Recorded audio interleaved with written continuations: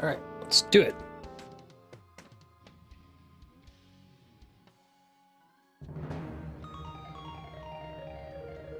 We did just about everything right in this, as far as the Link to the Past callbacks. Hey Dexter, how you doing?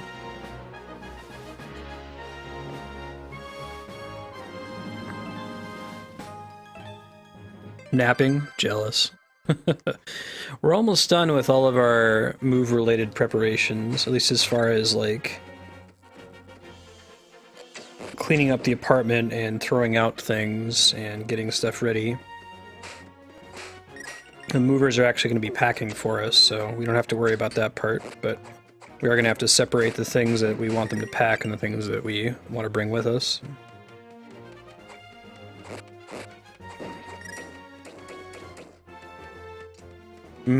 Yeah, I hear you, Capo. I could probably fight this guy.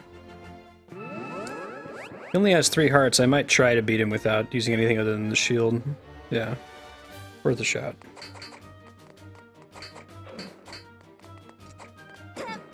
Ouch. I think it's doable. Alright, well, maybe not. Maybe we need to charge him then. Try not to fall off the edge. I think there is a skill you can do where all you do is charge to win. You probably need more hearts to do it safely, though.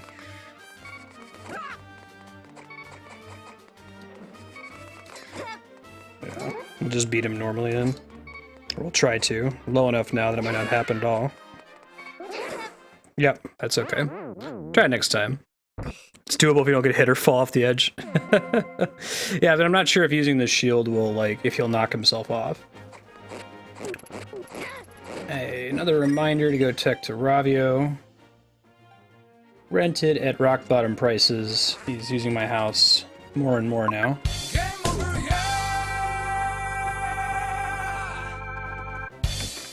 He's even put a sign on the roof of my building. That's rude. What's up, Ravs? Spruce things up in here, is that so? I don't even have a bed anymore. Pretty great, huh? Notice that the sand rod is still rented out because it's with the sage. You can actually see it in the painting when he gets captured.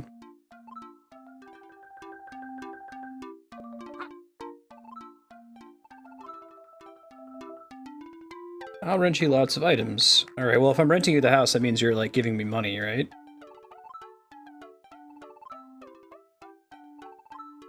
Sure, you look tough, but if you do fall, pal Shiro here will swoop in to collect my property. Plenty of gear besides the bow. I think we're gonna try to buy just about everything. I don't think he lets us permanently buy stuff yet. I think that happens a bit later. Fortunately, the rental prices are super cheap. I don't remember, I believe you can eventually get a second item slot, but I don't recall when that happens or how you go about doing it. There's at least one place where I can use those bombs real soon here. Yeah, right, Yukipo? Were you tuned in for that when I did Majora's Mask? The little trials? Where I did everything fine, except that I like ran out of bomb chew because I forgot how they worked. And had to reload the game.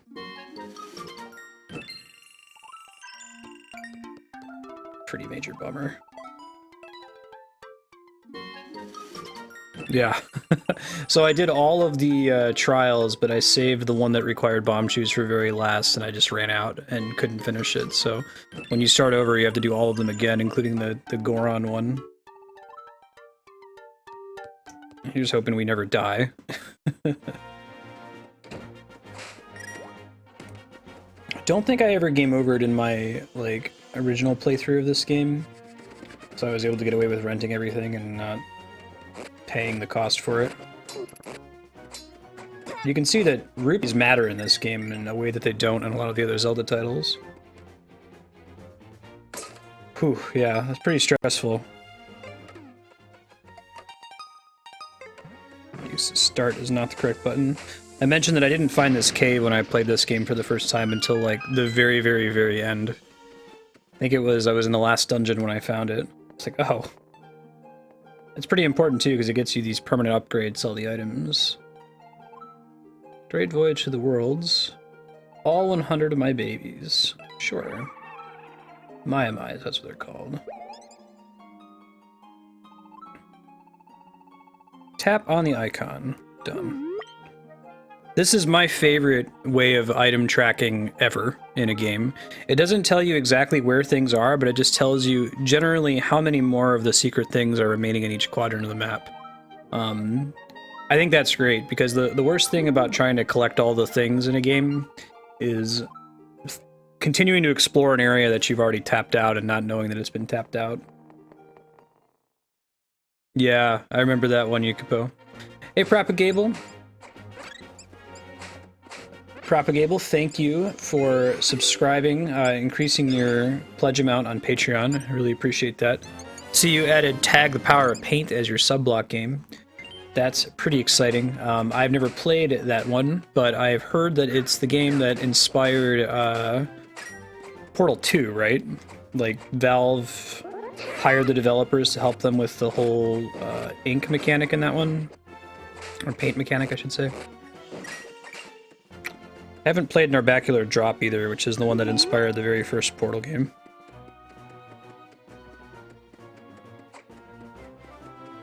Mysterious squeaking! Get hype. I'm actually gonna go see if I can find some of these before we progress to the dungeon. If I recall, it's worth doing like every 10 or so of them that you find. You get to permanently upgrade one of your items. It's quite good. That's cool. Because we assume we're going to see the same thing whenever there's a Portal 3, they'll find another indie developer. Yeah, right, Game Saucer? It's pretty cool. It's really nice if you're a fan of Link to the Past, I think. You got a lot of content in there for you.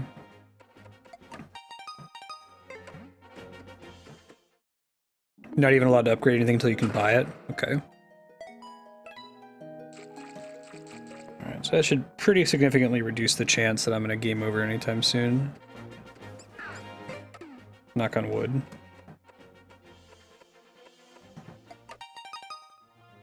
Cannot press the start button to exit out of the menu. Take me a while to get used to that. It's been my, like, inventory button for several games in a row. Here's another one over here somewhere.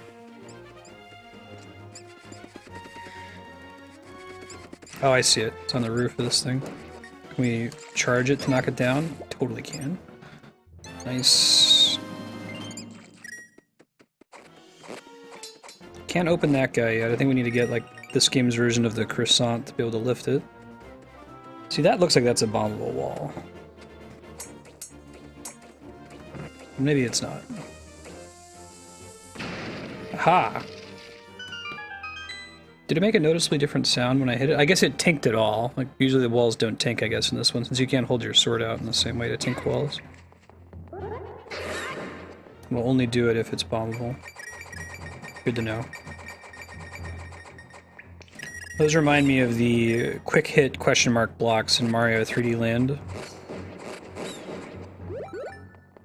More monster guts, function of which I don't recall.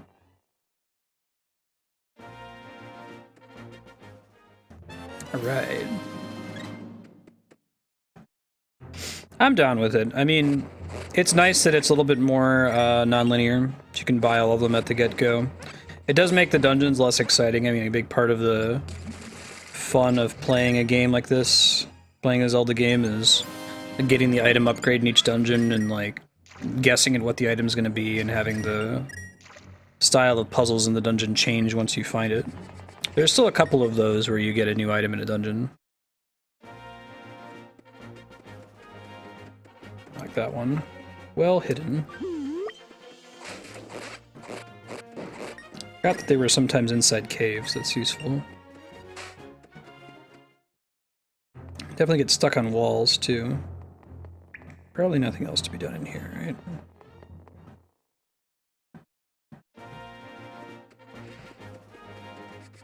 keep going. I think there's a bombable wall up around this way, if I recall correctly. Actually, the game pauses when you do this.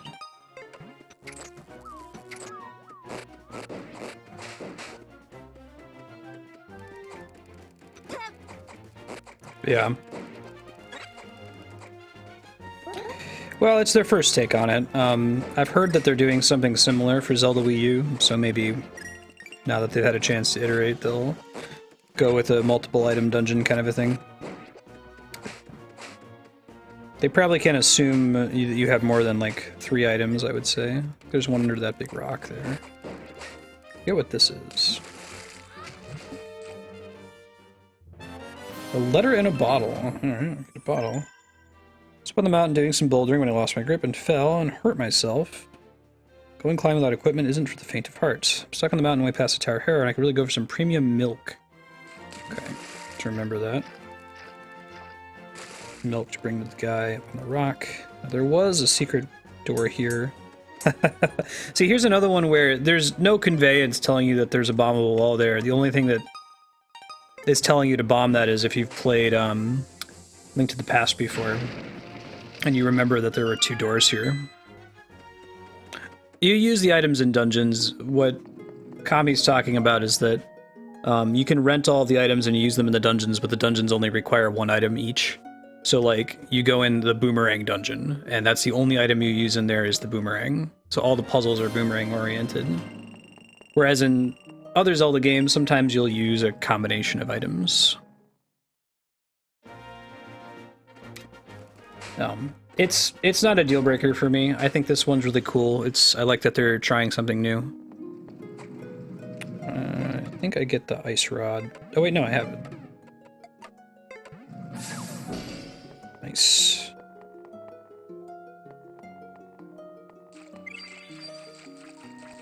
Okay, actually there is conveyance, and if you went to the end of this hallway, you'd see there's another room to the left. I'm like, huh, how do I get into that room? I must have to bomb a wall to do it. Oh, do I not get to take the letter out until after I give the guy the milk? Fine. Who earns?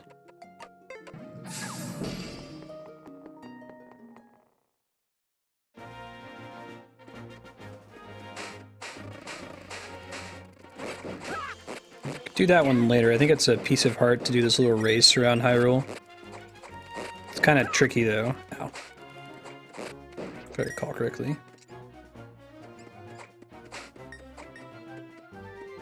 Yeah. And then the scope of the dungeon changes once you get the new item, which is kind of cool.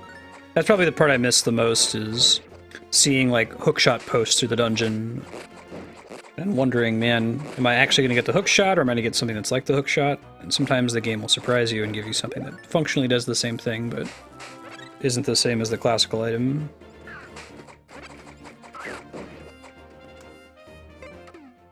Now, why would I need to hit this?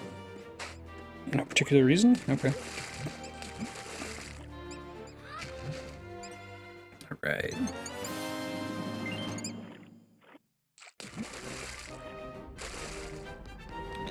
Yeah. No, I agree with you completely, Game Saucer. It's Matt!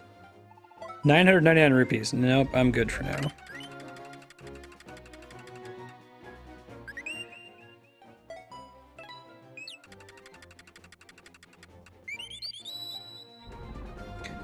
I still feel like fundamentally the only problem with the Trinity being removed is that they didn't keep some way for players to control aggro. That's the feature of the Trinity that's the most important. I'm talking about tank, DPS, healer. Yeah, so they make sure that you have this tornado rod before you go in the dungeon, because it's required to press the switch here. Kind of a nice way to make sure you actually have it, instead of just putting a symbol and then getting you stuck on a puzzle partway through the dungeon. It also prompts you to try using it whenever you see the papers on the ground. Yeah. It tells you really explicitly what you need to progress, so it's not a surprise.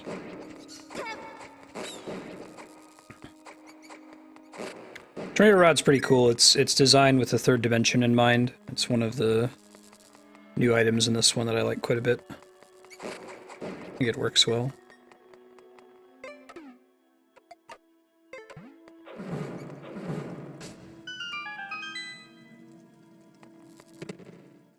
Yeah, I get Kami's saying that they gave up on the no Trinity thing with the new expansion. I think that's too bad. I think they could have made it work. I don't think you need to have a healer role. I think people can be responsible for their own healing.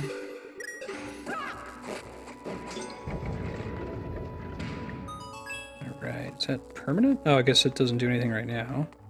Lets me drop down from up top. You gotta be cognizant of the part of the wall that you're on. It's higher than I was before, but is it actually gonna do me any good? No, it's not. Okay. Keep playing around with it then. You must be able to get higher later on in this room, maybe from a different direction.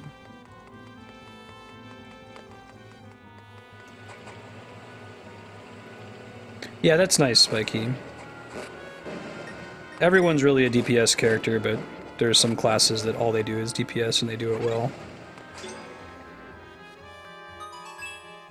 Versus everyone's a DPS in Guild Wars 2, but there are a couple classes that are kind of okay at fulfilling the other roles.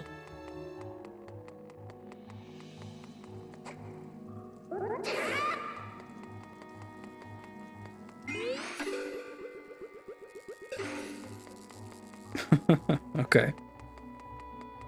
That's cool, man. Oh right, we can just cross here. Duh. You know, so there's a little, like, painting of the lantern when you have it equipped and you go on the wall. Pretty cool, I think. Can I kill these guys? Maybe I can put them out with the tornado rod. That's cool. Ha! Anti-fairies. They look really cool in this one, too. Hey, Buckin. How you doing?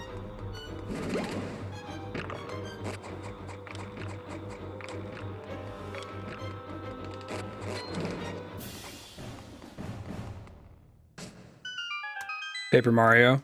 Yeah. I hope this is a key. Alright, I should be able to go through the western door. Off we go.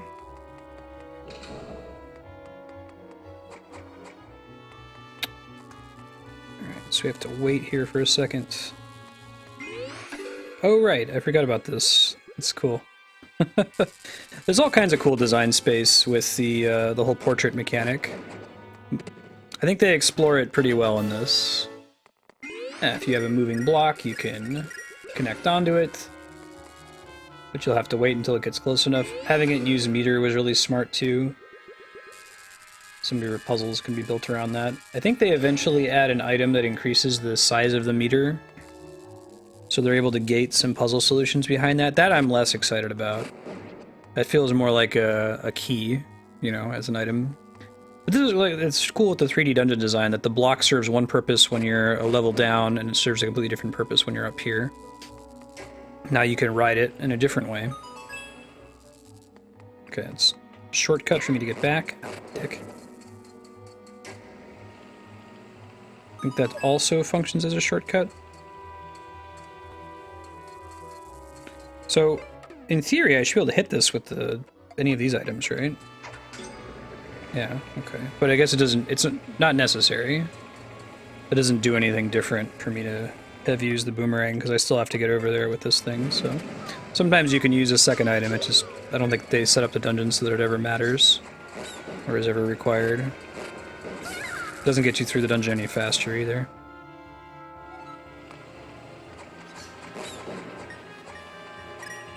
Cannot annihilate them with fairies.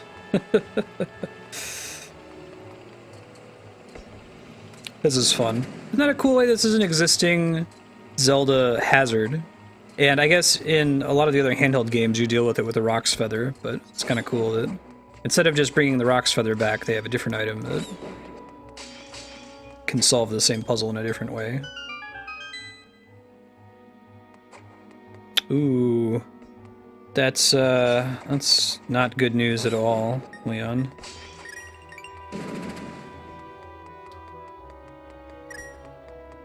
Hemorrhaging staff. That's bad. I hope that it's not a function of EA dicking around with them or anything. Really hopeful for that game to be good, you know? Don't think I'm gonna be able to do anything with this. Not yet, anyway. Could try... Well, no, I can't get on this wall from here. I have to come at it from a different direction. Could see if this gets me anywhere, but I'm not sure. It doesn't appear to. Okay. They had to design the walls in such a way that if you try that, you're not, like, guaranteed to fall off the edge, or at least you'll know when time becomes a problem. Very smart.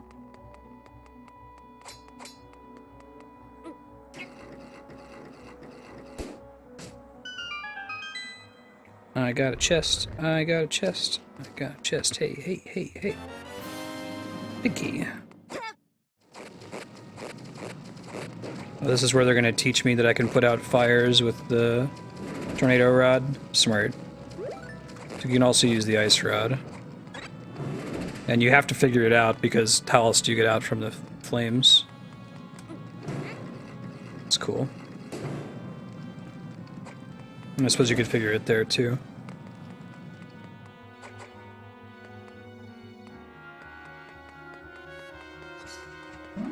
Black Desert? Eh. It seems alright. I'm not a big fan of the Korean MMOs, really. That get XP for everything model. Stressful. Alright. Small key. Earthbound is grindy? Really? I don't think you have to grind at all in that game. At least I've never done any grinding when I've played it. Talking about Earthbound for the Super Nintendo, right? Not Earthbound for the NES.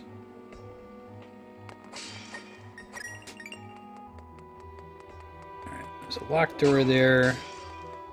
Looks like it's the only locked door, so go take it for now. Ah, and the function is that it gets us on this higher level, sure. Okay, so we've already been on that side. It's probably going to make that platform go up and down, would be my guess.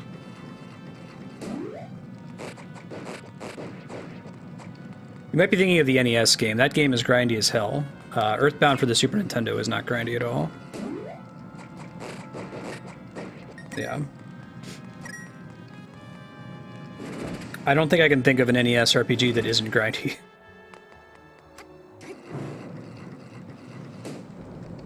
But no, Earthbound, you should be able to play through the whole game. The most difficult part of the game is maybe the first, like, 30 minutes. Like, getting to the first boss is a little bit tough until you get another party member. But you can kind of just barrel through it as long as you fight everything that you bump into. And Chrono Trigger's not grindy either. Hey, Frappuccino. Hey, Yahan. How you guys doing?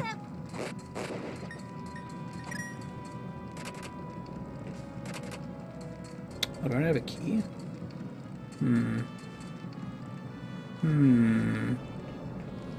I thought I had one.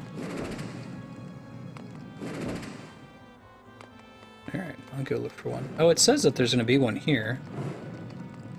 Something's fishy. Is that what it is? Oh. Oh, I see. Cool. That's cute. Okay. So this thing, I think, does it also go down when it gets here? No.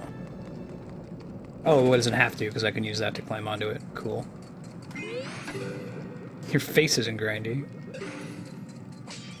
That's nice of you, bro. There's our key. Cool. That's a cute little puzzle. I'm a fan. This is the second dungeon, House of Gills. It actually mentions, gives you the name of it on the bottom screen there. Alright.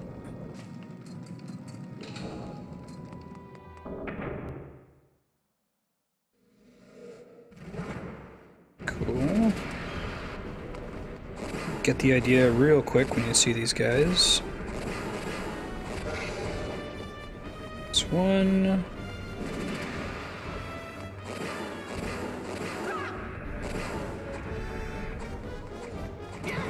Ouch. Got him. This is the same as the dudes with the masks, I think, that you have to use the hammer to break.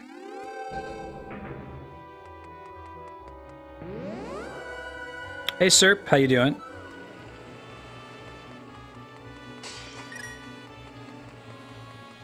Good seeing you. Get some hearts.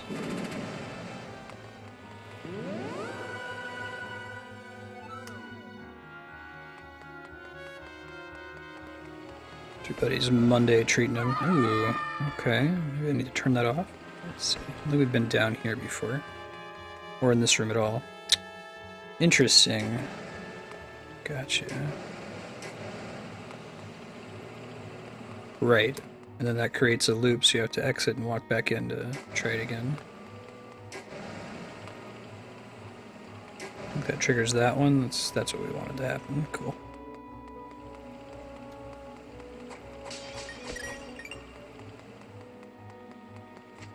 Some keys. Keys are really cool looking in this one. They have the same color scheme as Ganon.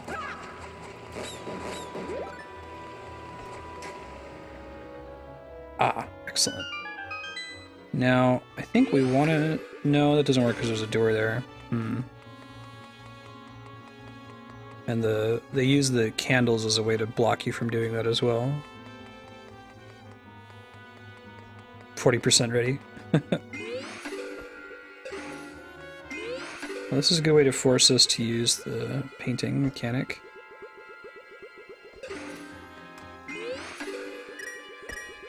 And the rupees on the wall are conveyance pointing you the direction they want you to go. We've already been here. What's changed now? I guess we've stopped those fans from blowing, which gives us access to these doors. And go down the south one. Okay. They're on the top. Try going back into the top door.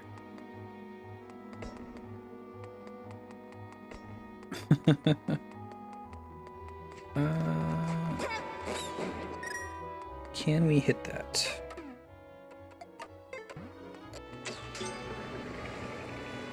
Is there gonna be a time limit? No. Cool. Try looping around. Oh, okay, that doesn't work. Yeah, beep, beep, beep, beep, beep. So these guys, like, you need to use the bow and arrow to kill them in Link to the Past. You don't have to in this one because they can't assume that you have the bow and arrow. Right. So small changes like that in general. Am I able to go up here? I am. Cool. That takes me up a level. Do I want to be up here? I think so. I mean, the only thing down there would be more rupees, which admittedly are always useful in this one, but...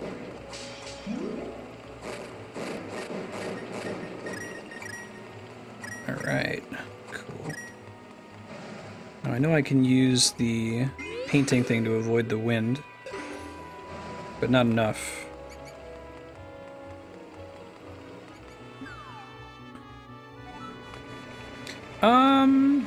Yeah, that's a good question. You definitely need the bow to beat Ganon, right? You have to use they're not light arrows, I think they called them silver arrows at the time. There's a couple puzzles where I'm pretty sure you have to use it as well. Oh. Hold up. Let's take me to a different room than I thought it was? No, I guess not. I see. There's just 3 doors to get in there. Okay. So we never actually went there. Let's try it now. I think this is the way that I would normally hit that switch. So I guess it was kind of a shortcut to do it the way I did a second ago. This gets me some more rupees, probably. Yeah. Okay. Nothing super special, though.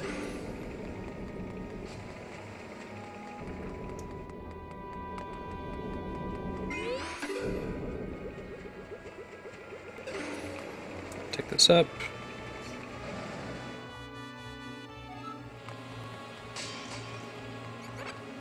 Should be able to loop around down here. Cool. That's pretty neat. Alright, gonna loop around to the top of this room. Let's kill this guy first. Okay, they still die in one hit from the bow and arrow, though, so... It's not like they completely change the purpose of that enemy. If you have the bow and arrow, you can deal with them more quickly. Pork peek peek. She's fine. These assholes again. Can I use... I wonder... I can use the ice rod on them as well. I can, interesting, but not in a way that's particularly effective.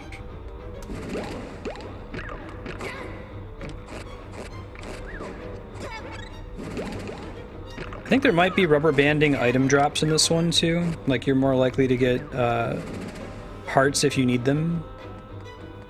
Not 100% sure if that's true, but I seem to remember not really having trouble finding hearts when I was low.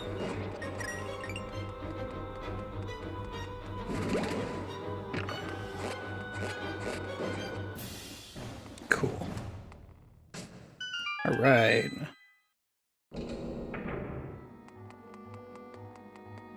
Is there a way for me to get up there? I can use this to refill, but I have to come back around to get up there, I think.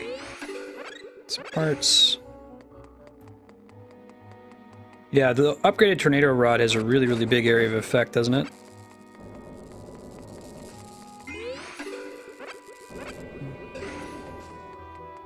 Okay, so I need to get a key. Which is probably what's in this chest. Cool.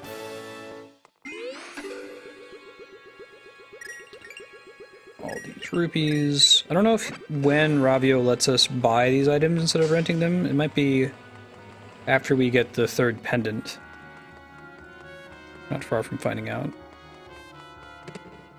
Don't think it's right after this dungeon. Big AoE that's done just about everything in the game. I think that was true, Game Saucer, in the era of the original Wii, but I think it's getting better. Like, this game still does some pretty challenging puzzles. The way that they get away with making their puzzles more challenging is they have this, like, hint coin mechanic that you have to opt into. You don't get it automatically. That's a really cool puzzle, by the way, where you have to fly up in the air to land on the second platform. Basically, you have to wear these glasses so you can see a ghost, and the ghost will give you tips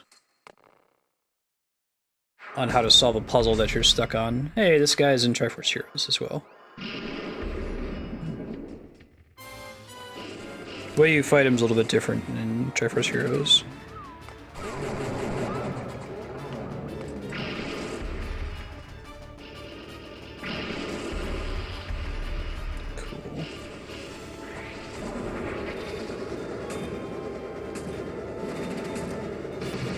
Don't get high enough, as it is.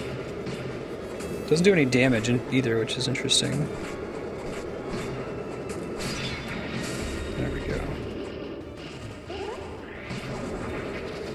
They do something similar with the more recent Mario games, where if you fail a level enough times in a row, eventually they give you this Tanuki suit that you can use that makes you invincible. And it's cool because you don't have to get the Tanuki suit if you want to beat it conventionally. It lets them make their levels generally more challenging, while giving the casual audience a way to opt out of it if they get really frustrated with the level. That's the fear, is you don't want your casual audience to get so frustrated with your game that they put it down and don't want to keep playing it. But there are definitely some levels in like Super Mario 3D Land and 3D World that are really hard, especially 3D World. Probably smart that this guy only does damage to you by knocking you into the pit, rather than just touching you. You would take so much damage in the course of this fight whenever he bumps into you. And it would be doubled by falling in the pit. I guess they made the decision, like, are we going to have a pit, or are we just going to have this guy? It's probably going to be our last round here.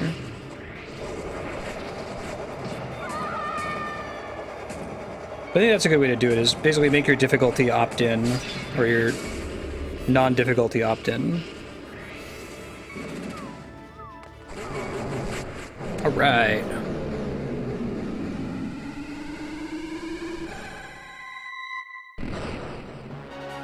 Yeah. This game still can be pretty tough, I think. I don't know, it depends on where the difficulty's coming from, right? Like, there's artificial difficulty, which is where, you know, enemies deal 3 times as much damage, or you have 3 times fewer hearts. Or you're just using math to make it harder. And then there's mechanics that are tricky, puzzles that are hard to figure out. I think I prefer the latter. This game does give you the option of hero mode when you beat it, where it's actually really hard. I think that you tend to die in one hit for a good chunk of the beginning of the game. Queen left me behind. I feel abandoned. Poor guy. Hey, what's up? I think that thing freaks out if you haven't saved in a while. Call your attention to it. That's clever. Taking a break. Please, game. I don't know if these have any purpose yet. Maybe they will later. Hey, Bardua. How you doing? Hero mode's not too bad. Mm-hmm.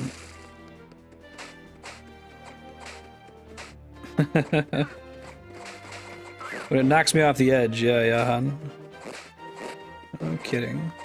Did this lead to anything important? No, it's just a dude that points you to go get the Zora flippers.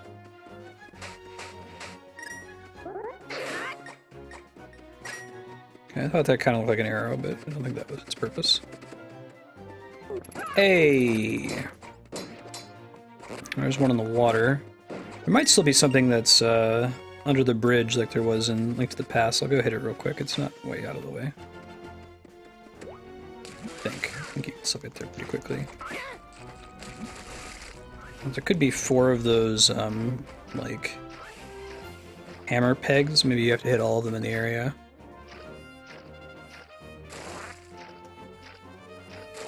Oh yeah, broken one. I feel like it was just right for Andrea. I feel like the difficulty in this one. Yeah, I feel like more games should give you that option at the beginning. If they're gonna have a higher difficulty mode. Alright, again, benefiting people who've played Link to the Past. What's up? I like birds. Poncho Man?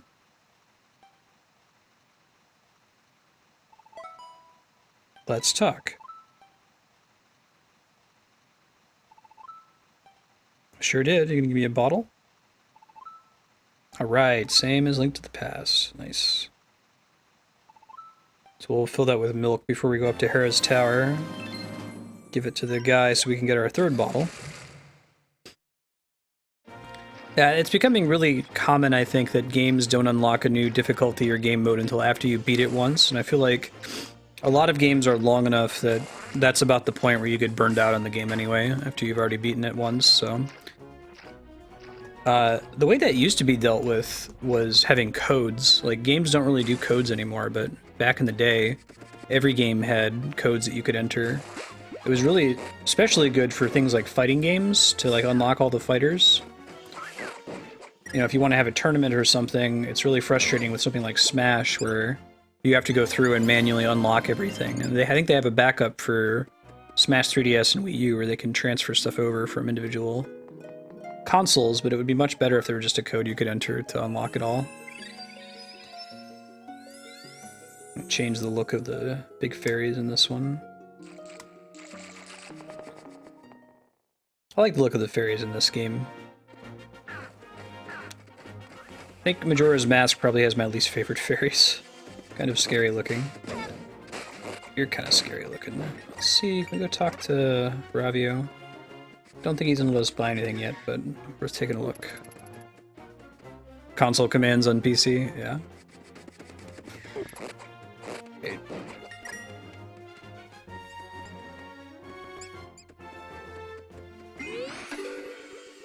Right. Took me forever to figure out how to catch the ones that were stuck on the walls when I played it the first time. It just, for whatever reason, the portrait mechanic didn't click with me as much as for puzzle solving. Yeah, I hear you, Kupo. New Game Plus is great for Dark Souls. It's a game that once you know what you're doing, you can beat it in like a couple hours. So New Game Plus feels right, and you have this feeling of, man, I want to go back and like punish those bosses that kicked my ass in my first playthrough.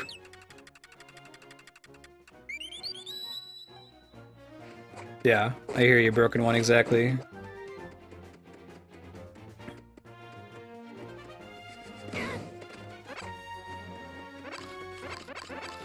I forget what the apples do. I don't know if they do anything interesting. Tree pass tree. And it just free heals when you spawn there. Alright. Doing alright. That's number 9. When we get to 10, I'll go try it, but I think Spiky's right that we have to have one bot before we can use it. Oh, there's one here.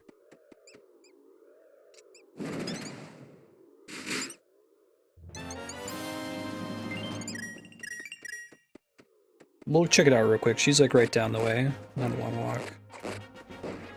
We'll be able to upgrade one right out the bat.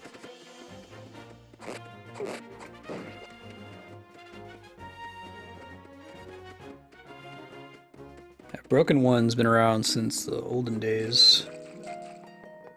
No, I'm not going to catch one of the fairies, because we need to use the other bottle for, milk. I got the cash for it.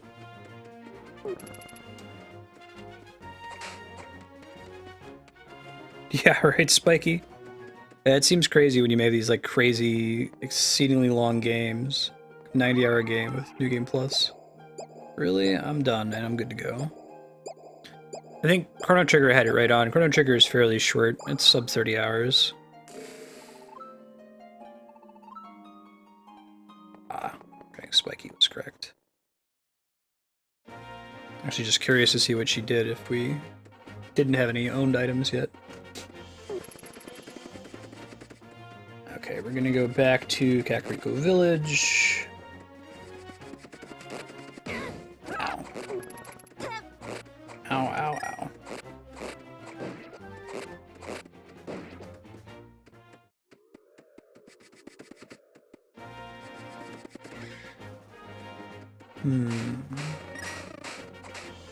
Don't need any bees. That might get you like a piece of heart if you collect the bees and bring them to the guy. Yeah, it's like, maybe I'll come back and play this New Game Plus later. Never actually do it. Love some premium milk. Oh, he's in her place. Okay. Gotcha. I thought I'd need my own separate bottle, but that makes sense. Can't afford to lose his business. Yeah, I hear you, Six Gun. That was weird about Dead Space. Did they change that in the later titles, or is that true for the entire series?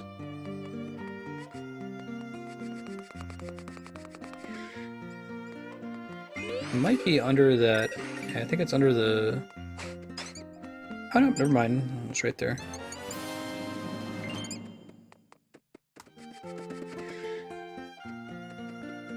Alright. Off to the Tower of Hera. I see it.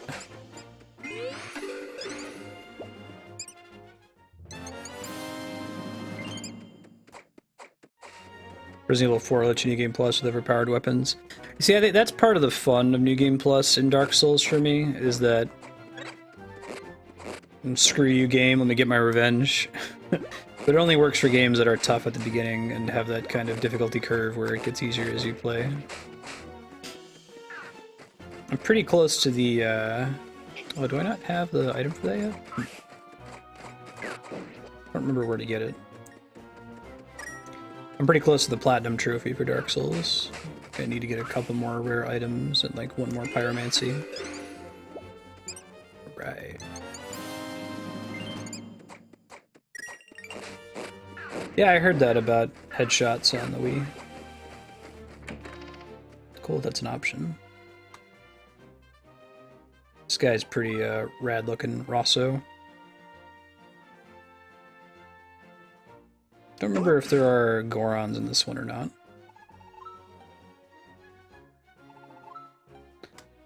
Definitely Gorons in the Oracle games, and that's in this timeline. We see that the Zora have completely diverged. They look like they're linked to the past selves. Close my back for days to clean up that mess.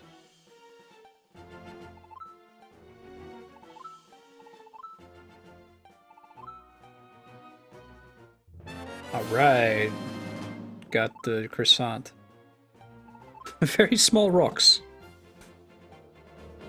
I think that's like his hair. I think it's like a top knot. He's got the Guile hair. Just needed a theme to play.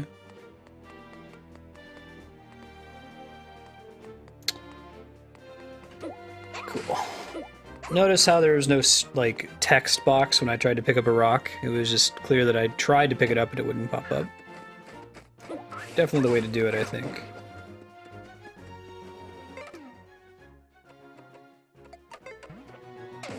Text boxes and Link's Awakening got a little frustrating after a while.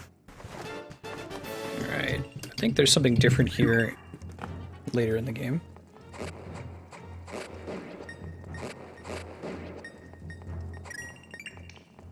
Let's save all the rupees, because I'm pretty sure if you're really, like, stingy about picking up rupees that you're not gonna run out of uses for them until very close to the end of the game. Buying the items is extremely expensive, but I think they balance it pretty well. You never feel like getting a chest with 300 rupees is a waste like you do in a lot of the other Zelda games. I wonder which was the chicken and which was the egg, or which came first of finding a way for rupees to be relevant for the whole game and having the whole rental system in the first place. They work nicely together.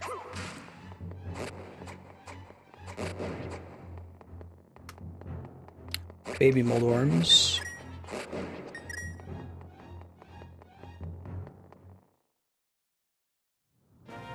Right.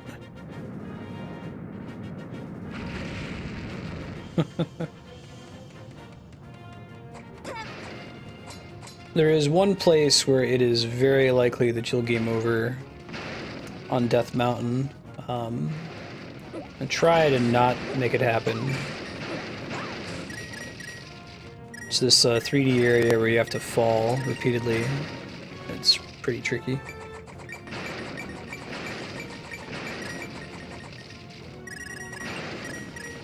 I think I could just bomb those too if I wanted to. Tektites look pretty cool.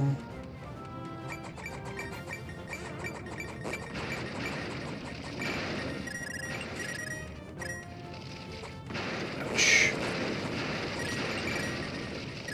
Hey, another save point. That's good.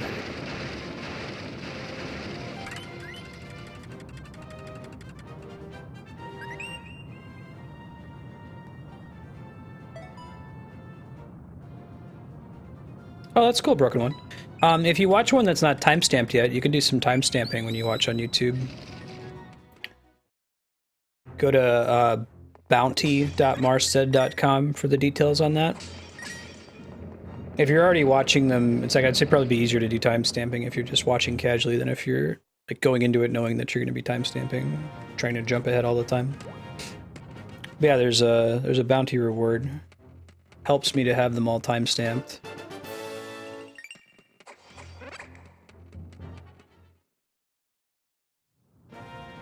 Makes them more visible in the search results and so on.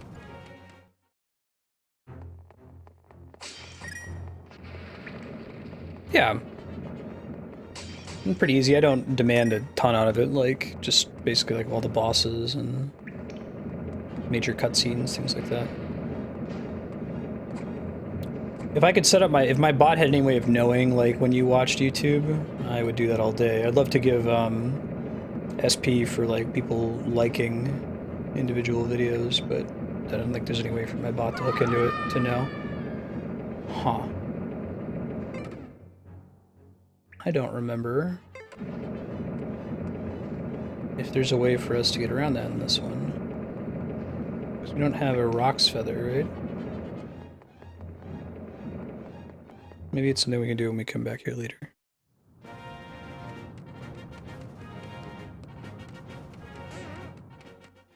And the tornado rod only works if you're already moving. No, I must be able to do it already. Well, let's try going this way, if there's anything.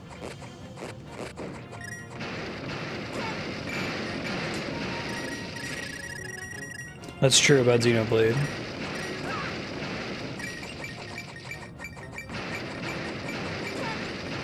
Yeah, I guess it depends on the game. Like, Okami, for example, has a pretty small count of timestamps. So does Dark Souls, really. Like, attempts Undead Berg for 2.5 hours. Taurus Demon attempts Undead Parish for 2.5 hours.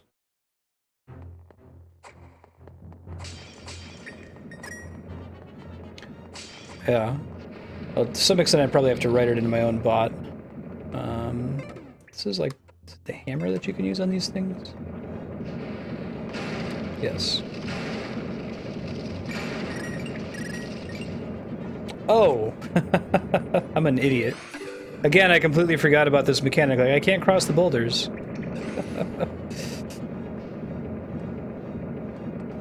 Yeah, that's a good way to think about it, Six Gun. Good place to get you to use the hammer, too. Like, oh, look, there's these, little pegs. That's not going to be the first time that I forget I can turn into a painting. I'm like, oh, I don't get the Rock's Feather. I don't know how to cross that gap. Oh, right. Like, the Link Between Worlds mechanic. It's fun.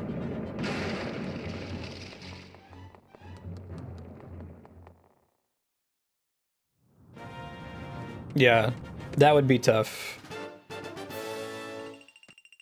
I could certainly do it manually, but I would like to try to make any system that I have try really hard to keep them scalable.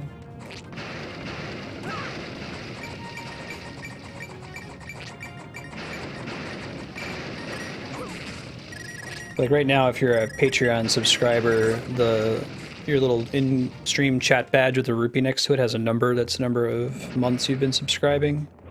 Even that one's not particularly scalable because I have to update them manually. But when it's just like a once-a-month activity, I can certainly do that.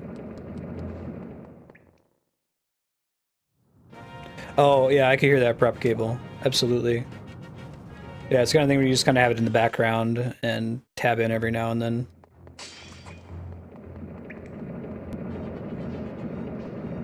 Whoa. Treat it like radio. That's a lot of YouTube videos I'll watch that way. I think Twitch is particularly well suited to passive watching like that.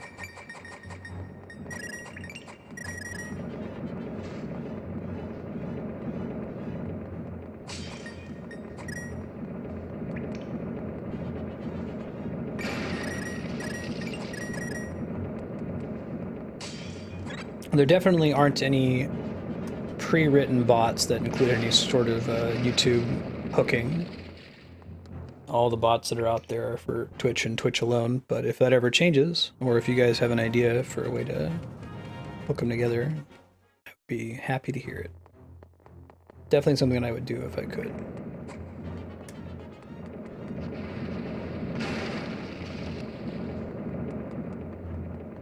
Yeah, it's nice to pop in. Really, really good for multitasking, I think. You hear something interesting on screen. Final boss fight, you know, that kind of thing. It's like watching Twitch Plays Pokemon. You probably didn't actively watch that or participate in it all the time. Tune in when something interesting is going on. Get it. Ouch.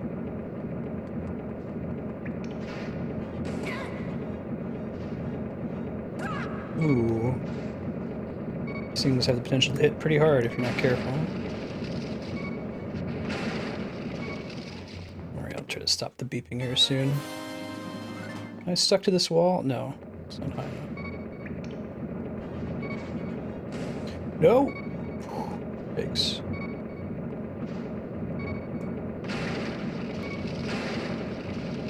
It comes out pretty quickly, huh? Not worth it?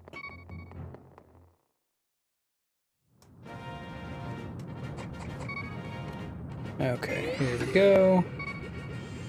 Alright, thank you game for knowing that I needed hearts right then. Good looking out. Glad I bought all the items, although they make it pretty clear while you're ascending the mountain that the hammer is the item that you're gonna need, right? Without outright requiring you to have it.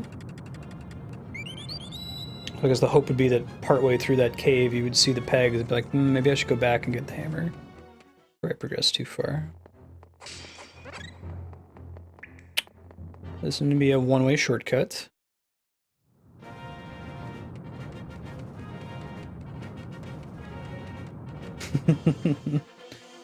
Is soccer the worst sport about that right now? The way I understand it is that it's like you can't really get mad at the players for doing it because the rules like outright encourage, what's it called, flopping? And until the rules stop doing that, you can't blame individual players for taking advantage. These guys hit really, really hard. If I recall, holy shit, they really hit hard. It's your. I think we do want to go that way. Well, let's do the Tower of Hera first, so we can double back. Those are your graveyard skeletons at the beginning of Dark Souls. Centaur monsters.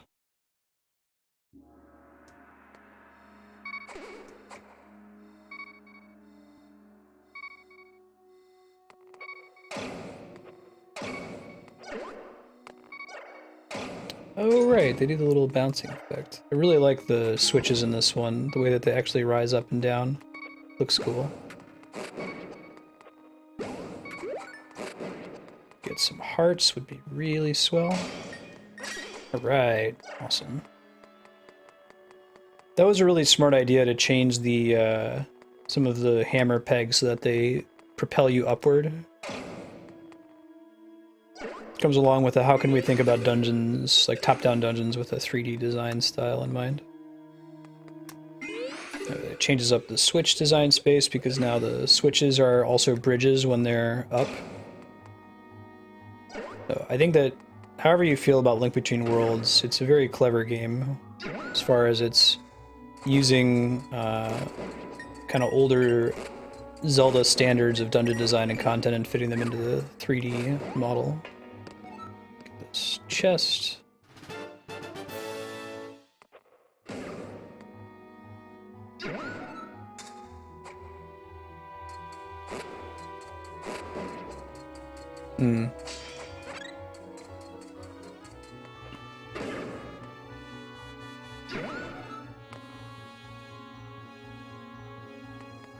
Yeah, it's a huge help, Broken One. I mean, I keep using the Undertale video as an example to spiky timestamp. Like, granted, the reason why that Undertale video has as many views as it does is because it's Undertale, but it needs exposure first and foremost, and timestamping really helps with that, because then if someone's searching, you know, Link Between Worlds Moldorm boss, they're more likely to find my particular video than if they're just searching Link Between Worlds. The more text that's in there, the more accurate it is to the content of the video, I think the better. It's just something that would take... I already have so much I do off-stream for the channel. I was doing timestamping when I first got started, but it was taking many, many, many hours. That would be a good opportunity to outsource that to viewers, and another way to get precious sphere points. I think that hour per hour, it's the most efficient way to get, unless if you, like, work at a job that pays you a ton of money and you can afford to donate a ton. But even then, like, most games, you get like 30 sphere points per hour of video. That's pretty high. I think you get 12 for an hour of watching.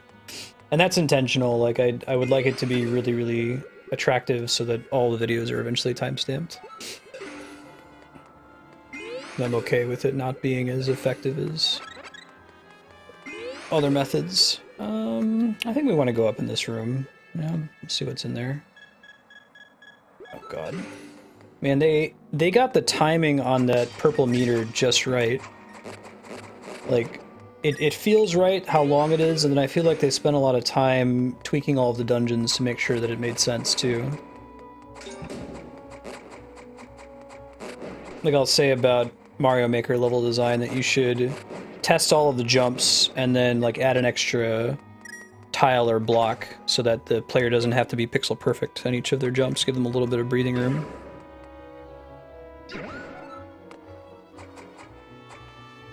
Yeah, that's nice, Propagable. I've thought about doing that and going back into all my videos and making it one, but that would be such a huge undertaking.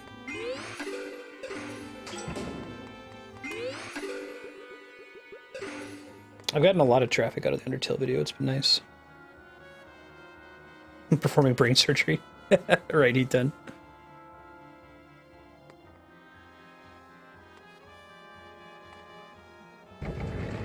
Yikes. Got it.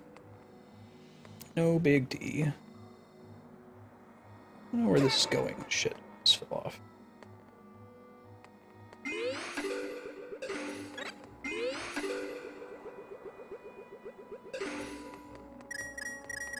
The rate at which they provide you with hearts feels about right in this one, too. I guess that makes it feel a little bit easier that you're not dying due to lack of hearts, but I don't know. That doesn't really bother me. I feel like that's not a fun reason to die. Is there another thing under there? I thought there was.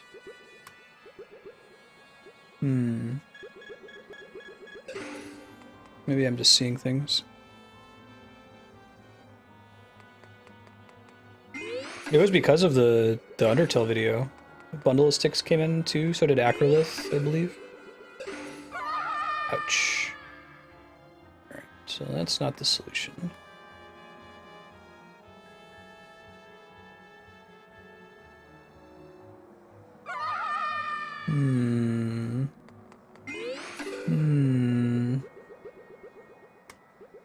Don't think I can do that yet.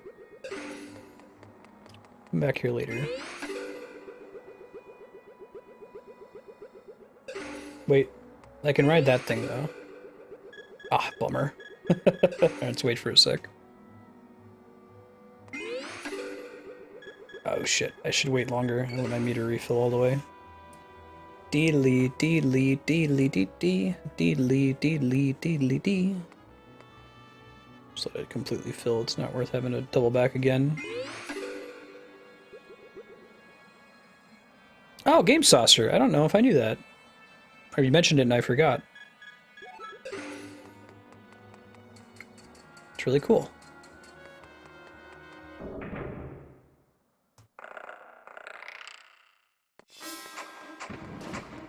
Yeah, thanks, Broken One. That'd be really cool. Let me know if you have any questions about it.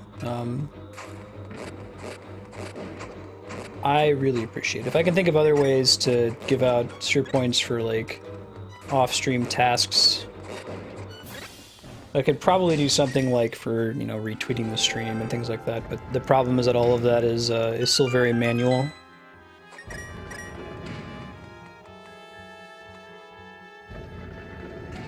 Oh, cool. Man, the 3D part of this dungeon is just really, really neat.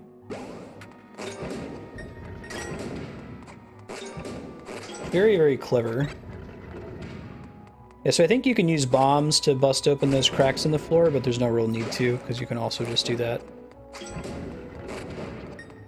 So they can make a dungeon that would normally require that you have both, but just let you use the hammer for it. The way to approach it. Do I have a key? I do not.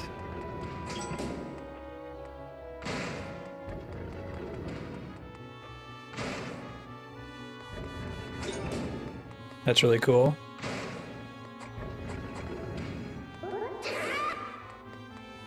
Yeah, I remember that, Propagable. You're like, you don't really normally watch Twitch streams, right? You usually do just YouTube videos or VODs.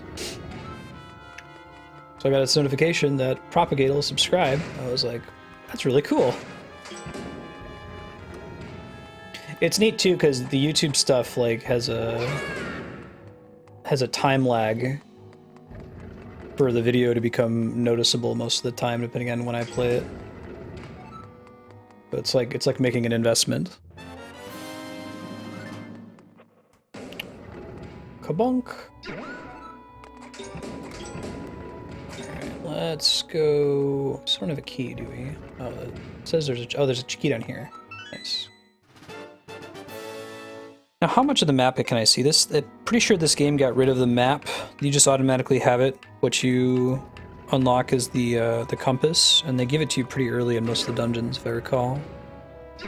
Which is probably a good thing. I mean, that can be a cool way to hint at things to the player. Let me try going in that southeast corner real quick.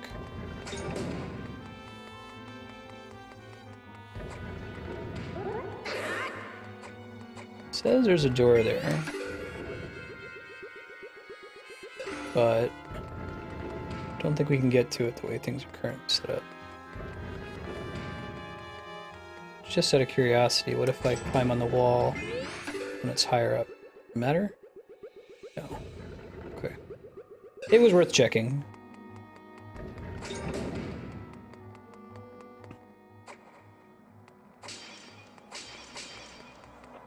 Yeah, I had a lot of people suggesting I play Undertale.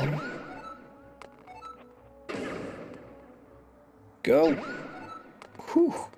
See, and that one as well, an example of Nintendo being forgiving with how precise you have to be, right? Give you a little bit of wiggle room instead of requiring you to land exactly in the right spot. I don't think that gets enough appreciation. Attention to detail that requires. It's much easier to do it where you have to press it at exactly the right moment. But it's also way less fun when it's done that way. Shit. That was bad. Oops.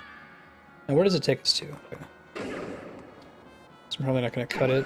No, that was good enough. Mini boss room? Oh, one of these. I feel like these come at you quite a bit faster than they do in the earlier Zeldas. These tile rooms can be irritating in some of the other Zelda games. Very nice, Propagable. There are certain games that I'm more likely to watch than to play. RTS is definitely. They're too stressful for me.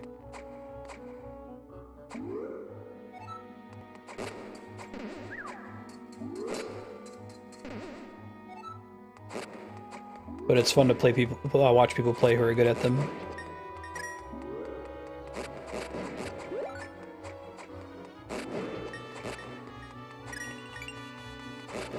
What's interesting is that like RTSs are stressful, but like a game like Keep Talking and Nobody Explodes, which is kind of the same idea. Anything you choose to focus on is at the exclusion of all of the things you could be focusing on. That doesn't bother me. So I wonder what the difference is.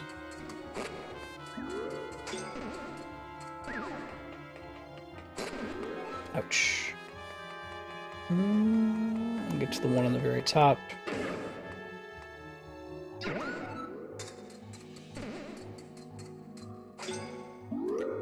Alright.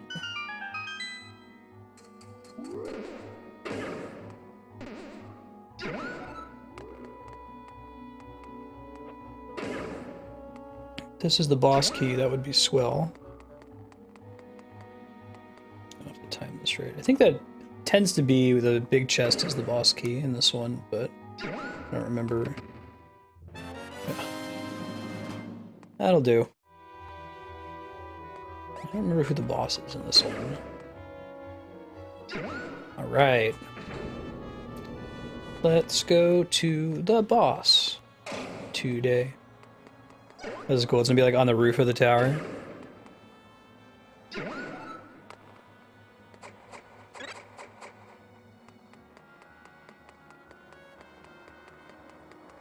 Yeah, I think that's cool. Like, there's a lot of film, for example, the references in film and cinematography styles, and it's really nice to watch them with someone who knows what's up and can tell you, oh, this part is a reference to this thing. Oh, I see. There's another level above me. This is where I get some hearts back. This is Moldorm. This is Moldorm in Link to the Past. It is. Okay. They give you a room to get a bunch of hearts back like they do in Link to the Past. It just looks a little bit different.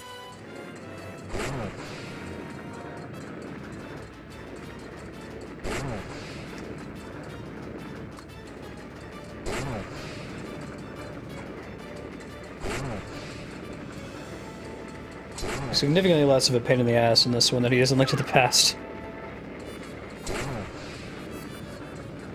Go! Ouch. Yeah, with the verticality of the level. He does look like a hamburger, doesn't he? Gotta bring back McDonald's Treasureland Adventure.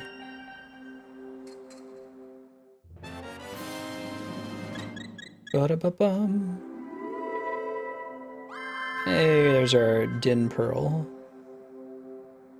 This game makes it a bit more explicit that the 3 jewels from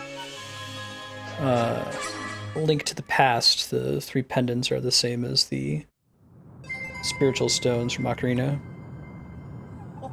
Yeah, same here, Game Saucer, when I was a kid. I'm pretty sure that as a kid, I just tried to brute force everything. Just, like, smash my face into every enemy. Alright, Master Sword hype coming up here. I'm gonna go see if I can get past the centaurs, though, and find the guy who wants the milk. Take a break? What's this shit?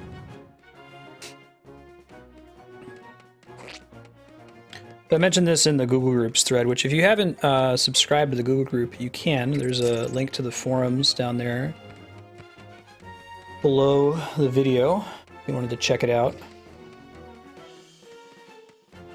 I tend to post updates on things like the subscriber block every week and just major schedule changes, things like that. We're doing Rocket League this week for night, and it's been kind of a mess getting the scheduling to work out. I don't want to spend just an hour on it since it's a multiplayer game. I feel like it's going to take me an hour just to get it started and reliably connecting with people. So we'll be doing Rocket League on Friday. We'll be doing Ogre Battle 64 from noon until 4 Pacific, and then Rocket League from 4 to 6.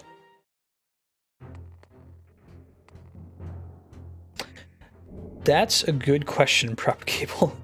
The way I have it set up right now, I send like email invites to subscribers on Patreon, and then they get on the email list. But it is open to the public for viewing. See if I can look into how you as just a public viewer, if someone's not a subscriber, how they can get on the email list. If you're a sub, though, just let me know. If you haven't been added yet, I can shoot you an email invite. That's a really cool use. Isn't that sweet? Like, they try to think, how can we combine the use of the hookshot with the new portrait mechanic? That's, I don't know. I think that's really cool. The puzzles in this game are really, really clever. I'm a big fan on the whole. I don't think I have any complaints.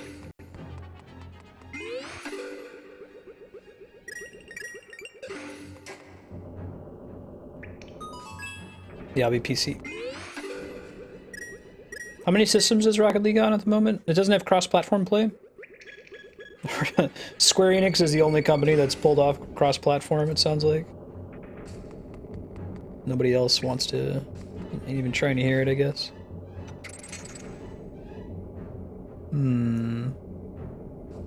Interesting. Why would I want to come here this way if I can't hookshot too? Oh, I see. Thank you, D-pad.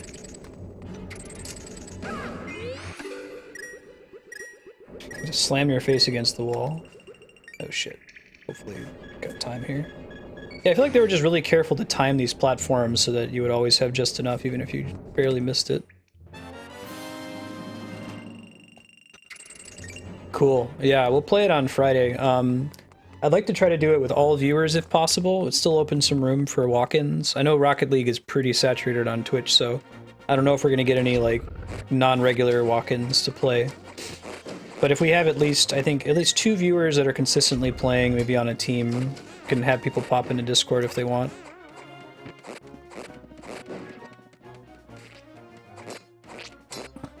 Open up the sub-Discord.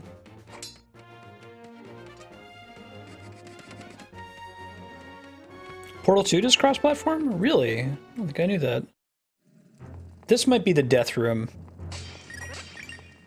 This might be the room where you're probably more likely to game over than anywhere else. Yeah, this is it. Look at this shit.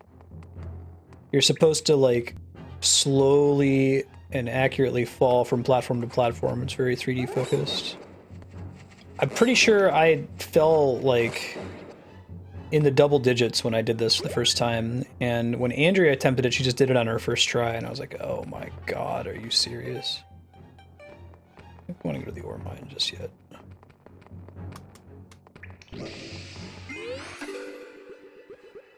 The one that comes here. I don't remember if we can get to the milk guy yet.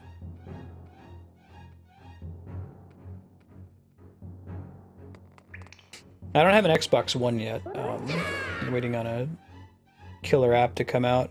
Isn't Microsoft, like, changing the infrastructure so that all Xbox One games will be on PC and vice versa?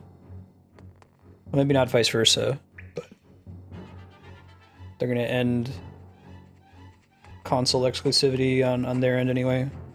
Crosstalk.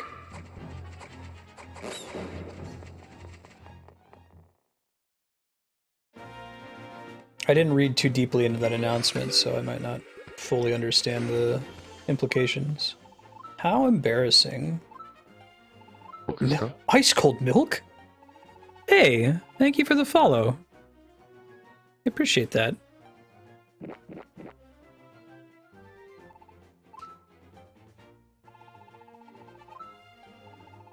Welcome. How's your Monday treating you?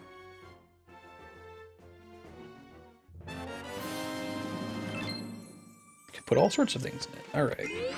Now I get more fairies. That's exciting. Go grab the Master Sword. Yeah, if you're new to the stream, hey, I'm Marstead, trying to beat every awesome game ever made, live on Twitch.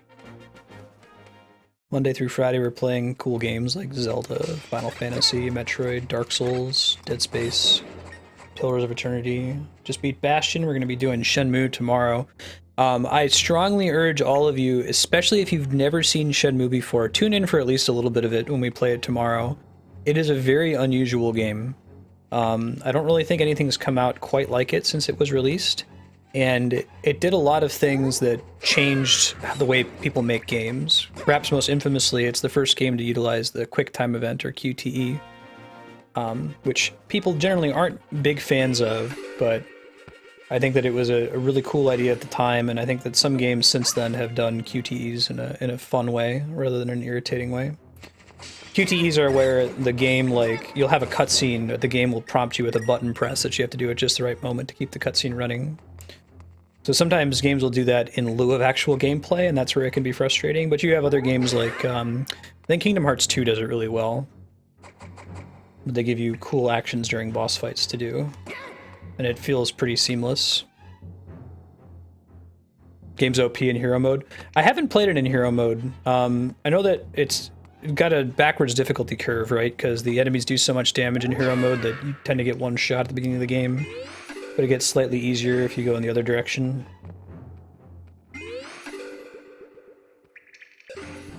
I'm doing much better at this part than I did when I played it the first time, admittedly. But that's not going to stay true, because now they don't line up perfectly like they did before. It's teensy bit stressful. Oh god! Dang it, Bobby. Try it again. And so begins the Death Brigade. Quadruple damage.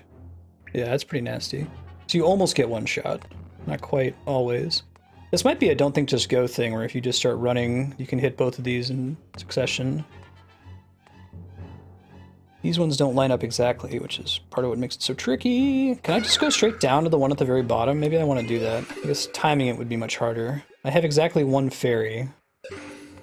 I don't want to lose all my items. Thank you, Vosh. How you doing?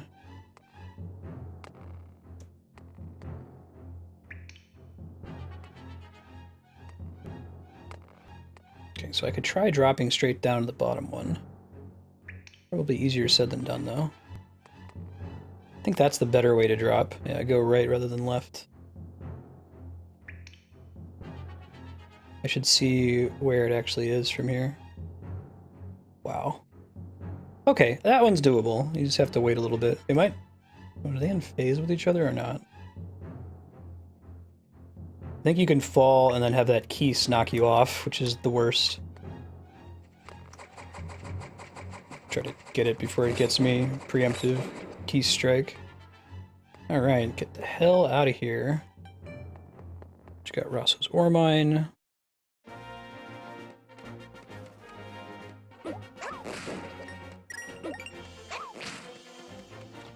You can kill the statue guys with a hammer, right? I don't think I ever knew that as a kid in Link to the Past. Yeah.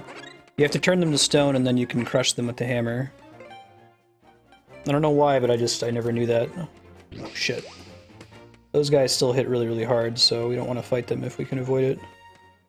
The centaur dudes. They've been nasty since, old times in Zelda games. You're not a fairy fountain. But we can come back here if we get in trouble. He has a cute little bug ears, or bug antennae. Bring back the hammer. Ooh, what's Ganon mode? I haven't followed Twilight Princess HD very closely. Andrea, I think, has agreed that she'll do a blind playthrough of Twilight Princess. We'll do the HD version once she gets some time, so nothing I can reliably schedule. Maybe we can find some time after we move to Los Alamos at the end of March. I think it'll be fun to watch her play Twilight Princess. This might be her favorite Zelda so far, Link Between Worlds. I really, really like this one. My initial reaction when I beat it was that it was one of my favorites. The whole item acquisition model didn't even occur to me as a problem when I played it the first time, but I hear people's complaints about it since then and kind of get where they're coming from. If you tap your Ganondorf amiibo, doubles damage. Wow. Have they released the amiibo cards yet that I keep hearing about?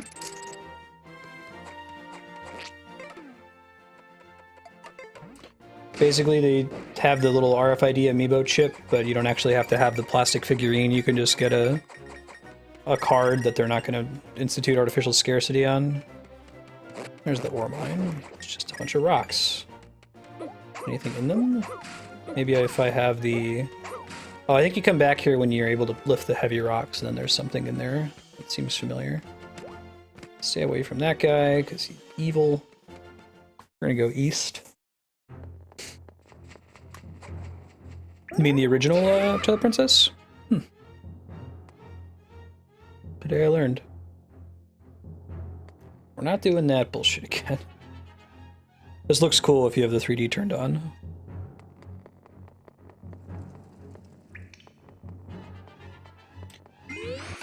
Yeah, so you see how they're able to block you from using this to travel? They put the rocks there. It's kind of nice. You should almost be suspicious when you don't see that. Ooh. That could be kind of fun, actually. Trying to do just a brutally hard Zelda. You can't get hit. I definitely like when games give you those sorts of difficulty options in the engine. Like, it would be cool if there was if Final Fantasy X officially recognized if you didn't use the sphere grid or never summoned an Aeon, that kind of thing. Another save, since we did a bunch of bullshit. Cool, Yukupo. I definitely won't be putting Andrea on that mode when she plays it. Hard does not equal fun for her. That's a pretty cool heart piece. I like it. Hey Goofy, good seeing you again. How you doing?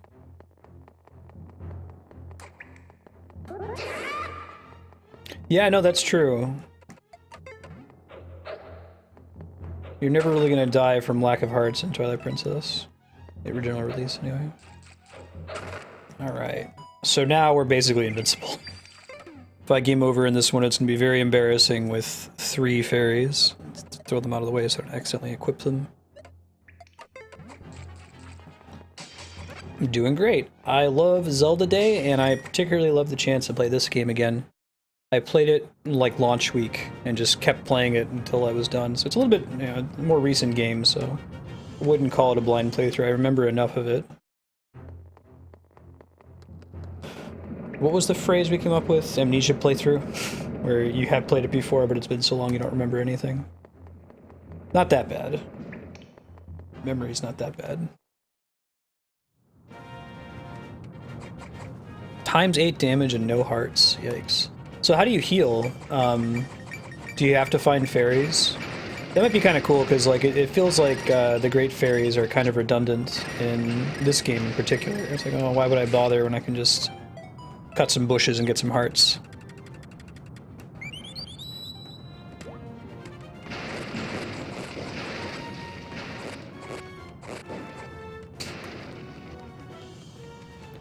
I would love to see, I know there's that, what was it, 4chan meme about a Zelda game that's backwards, where you start with all the items, and as you play, you give them up slowly over time. Like at the end of each dungeon, you lose a heart container. I think there's a way to do that that could be cool. If Nintendo doesn't make it, I bet that some indie developer is going to. It's an idea that's been around long enough now.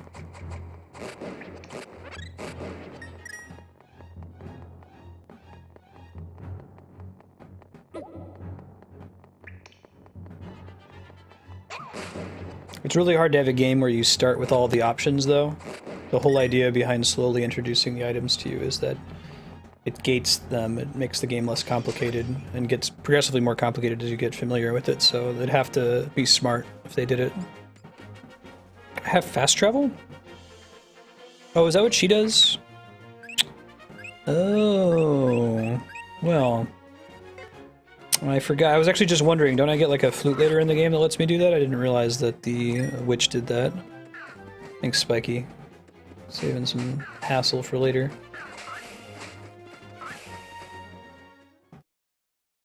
Potions? Yeah, I don't think I've ever used potions before either. Game Saucer. Yeah, no, it would be... I would play it all day.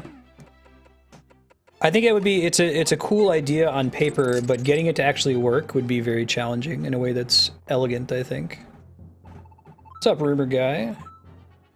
Saw that shooty chain thing you used to get in here. It looks fun. Okay. Is that all you got? Maybe he's relevant later.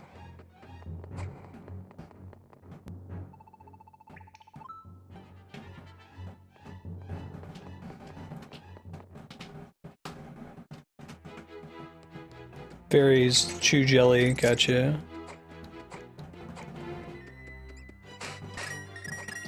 Well, some of the justifications I've heard, the fun version is you're like the last generation's Link, and you're going around and like placing the you're giving up the items in each dungeon so that the next Link can win their adventure. So at the end of the game, you're the old man in the cave. It's dangerous to go alone. Take this. So you end with just the wooden sword and you give it away at the end.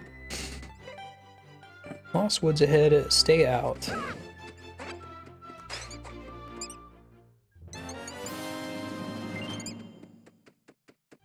So basically, you just couldn't take any hits, Dragon. Yes. Alright. Bottom of the Lost Woods. Trick you into going back the way you came, but all hope is not lost. If you can follow me, you can walk deeper. Watch carefully. You actually use chat's help for this one.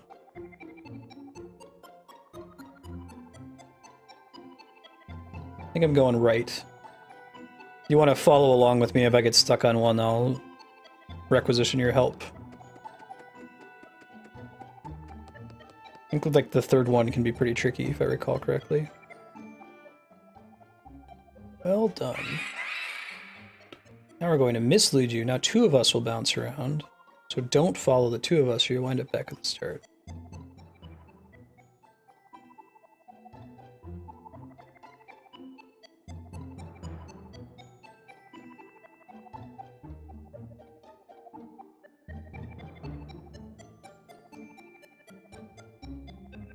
I think I need to go up.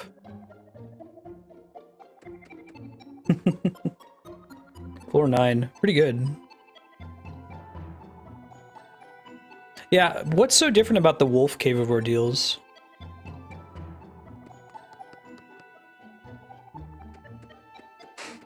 I think I screwed up. They're gonna yell at me.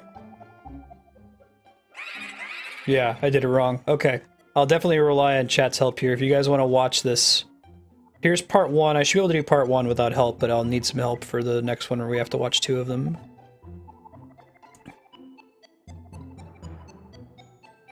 This one's not a big deal. I'm going left. Needed to go left there. Gotcha, Nahazat. Ouch. Jerk. I think this one actually gets easier the more times you screw it up, like there's fewer ghosts. Okay, so here there's 2 of them and we're not supposed to follow these 2, the 2 that are on the screen right now. So if you can, help follow them and type in chat which direction I'm supposed to go, and I'll wait 15 seconds or so. I'll give which one I think it is. I see them. They get progressively faster as it goes, too. But I can envision a line between them. I think I'm going down. Would you guys agree? I think it does reduce the number of ghosts when you fail.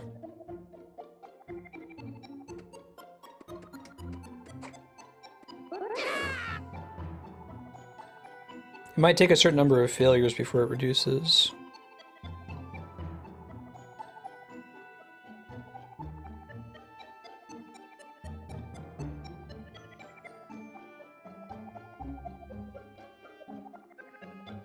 Down. Cool, thanks guys. Alright, looks good. Alright, I think we have to watch 3 of them now. Yeah. 3 of us will bounce around. Don't follow the top 3. So again, if you guys in chat can help me, tell me which way to go. We're not following the 3 that are active right now.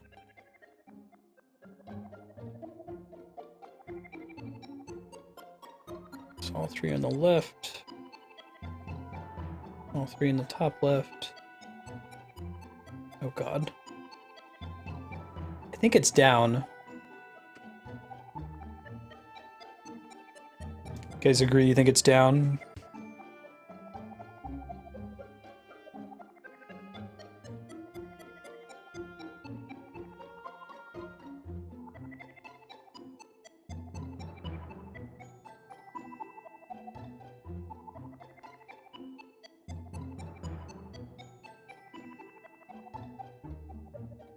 I think it's down.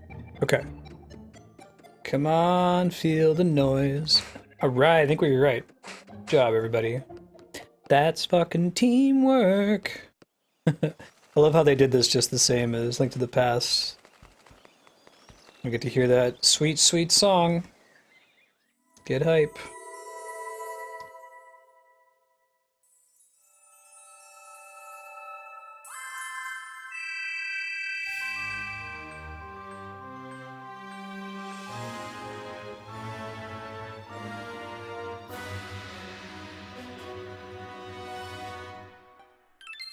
Da da da da.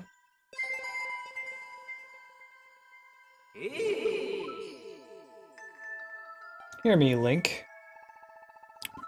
Sword get indeed. The one and only Master Sword.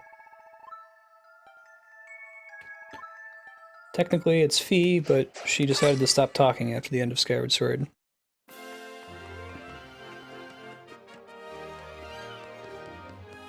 Yeah, I thought I could get the second slot earlier too. Thought I had it by now. I love the sound design in this game. The new version of the world map theme is pretty bonkers. I like it. I like that they decided to just almost exactly reuse the sound effects from Link to the Past in some cases. So like the sword beam sound effect is exactly the same as Link to the Past. The rupee sound is the same. The death sound effect is the same. Do you know where I go to get the second slot?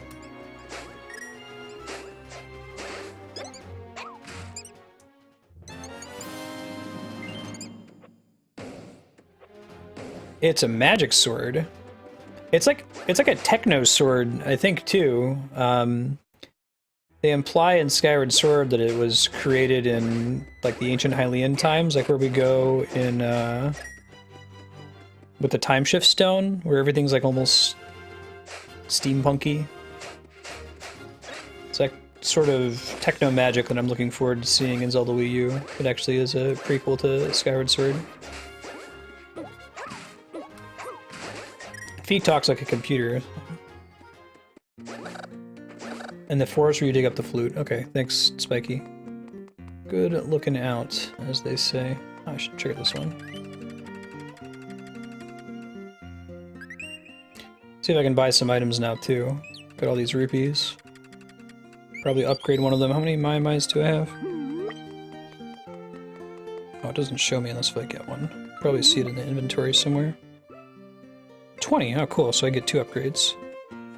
Rock and or roll. Yeah, magic swords can't break.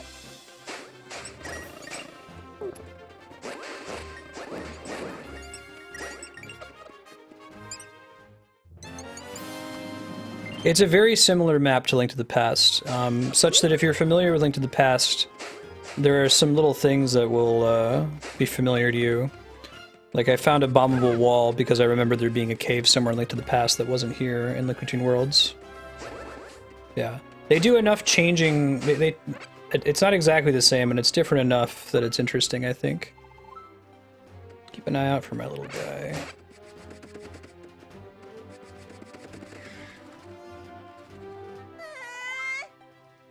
I guess you can get this right away when she, like, walks off to the left of the screen. She's looking for Gully. Gully's pouch.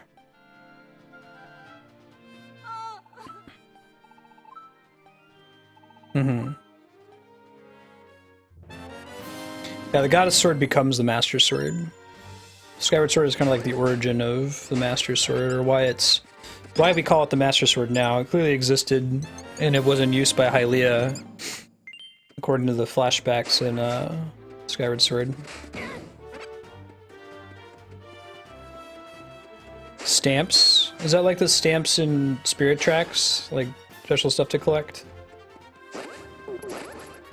Yeah, so like there's a rock in exactly the same place right there in Link to the Past. It's cool. It feels nostalgic without feeling derivative, if that makes sense. Later, Game Saucer. Thanks for hanging out. We'll see you next time. It's a pleasure, as always. Ravio! Ravioli! Oh, I'm in the sales biz, too. Very great. Yeah, clap it up. First purchase is half price. Alright, so we want to get the one that's the most expensive. 600 rupees. It might actually be that one. So far, it's the ice rod. I want to buy the bombs permanently regardless, but not if they're cheap. That'll open up a lot of secret areas in the game.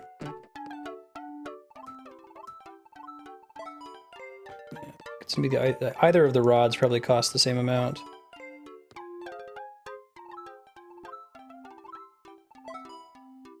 Yeah, let's buy the fire. Let's buy the ice rod, and then buy the bombs.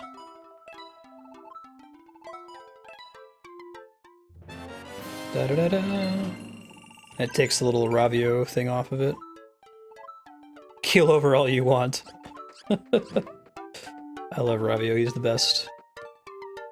Yeah, I think I want to permanently buy the bombs, and my next thing I'm going to want to buy is the hookshot. Same reason. More overworld access.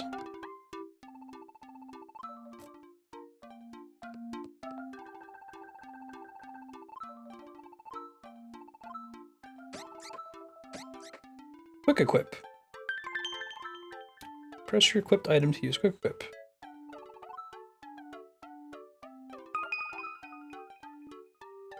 Oh, I forgot about quick equip. That's cool, right? Yeah, and then you can scroll with the touchscreen. That's actually kind of nice. You can just do it while you're moving. I'll probably get it eventually.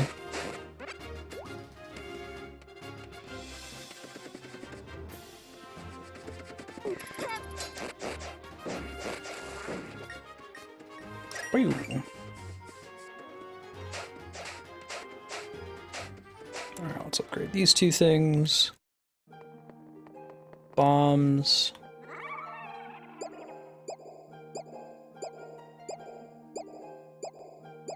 Have you played Majora's Mask before, Pippi?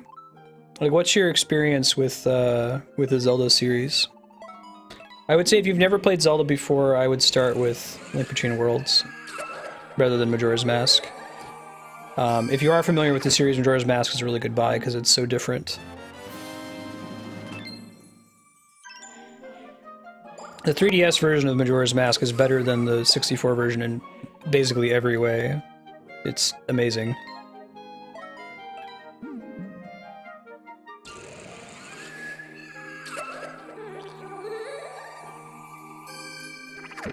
All right.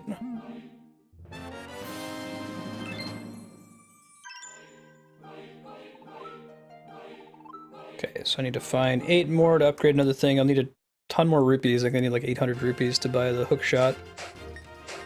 So we'll get the hook shot next, we'll upgrade it, and then we'll get the tornado rod and upgrade it. So we got a little ways to go. Okay, so the only Time. You've played mostly 3D Zeldas. I would recommend getting Link Between Worlds then. Get some more top-down Zelda experience, and then after that you should definitely get Majora's Mask. It's very, very good. But if most of your experience is with 3D Zelda games, I think you should broaden it. Try a 2D one. They're both very good. I can't tell you one's better than the other. But if you're just looking for a variety of experience, I would see if you can get Link to the Past on Virtual Console.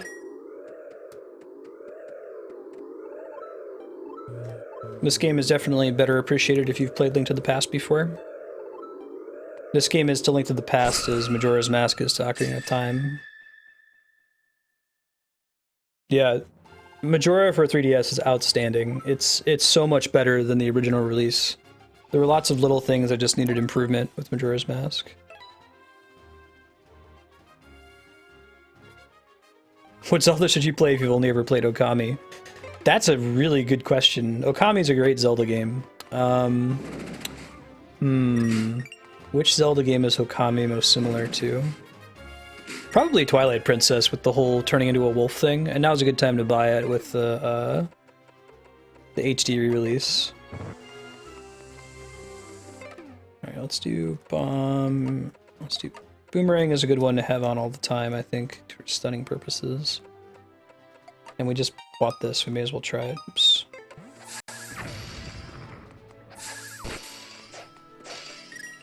Now, I don't remember if you can get magic in this one like you can in,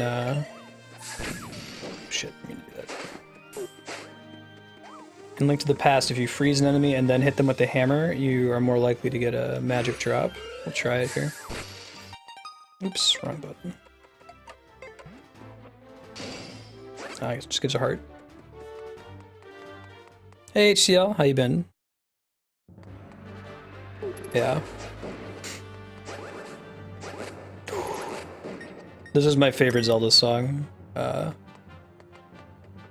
that's cool. See, the poor guard is in a painting on the wall. I like that they don't play it until now, because only now is it relevant. Hyrule Castle hype.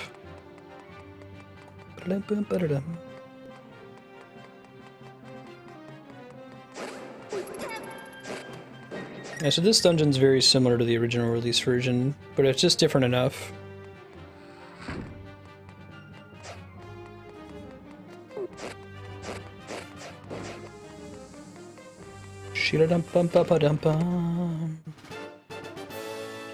Now, is there a secret on the right side like there was in the original? There's still a path up here. Ah, piece of heart. Take it. Yeah, same with Wind Waker HD. That game is really, really gorgeous in the HD re-release. Yeah, but there are the pink magic pots, dragon. So I wasn't sure if it would make them drop those too.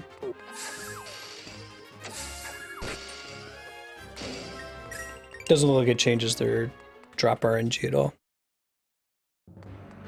When does Fire Emblem Fates Revelation come out? It's later this month, right? Is it expected that you've played through both Conquest and Birthright before you mess around with Revelations? Expected, preferred?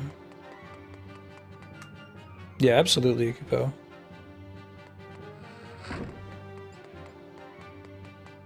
It's not free to do, it certainly takes resources, so I think they make good choices of which games to do HC re-releases on. Oh, this Thursday, nice.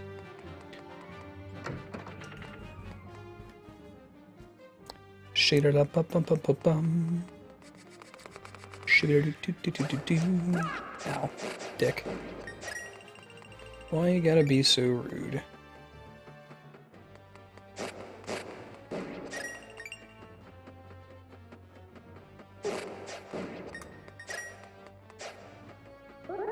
Yeah, absolutely.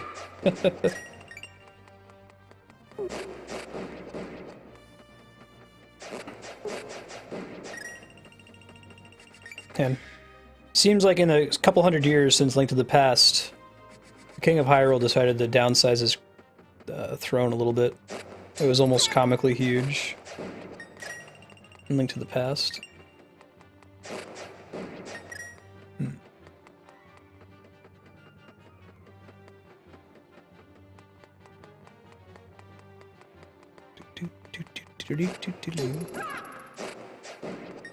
So I eventually want to drop down, right?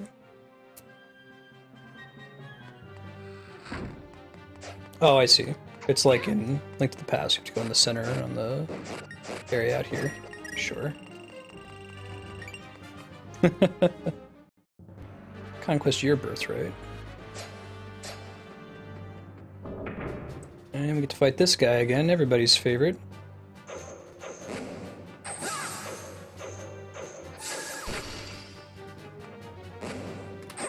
Ouch.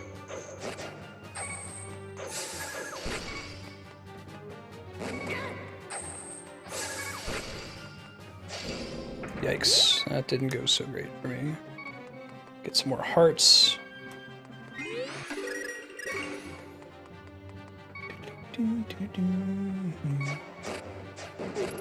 Got plenty of fairies though, so if I get hit, it's not the end of the world.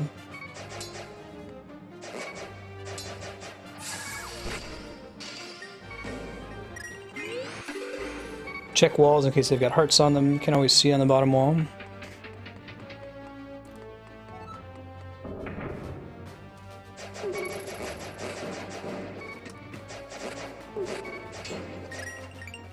Plenty of rupees.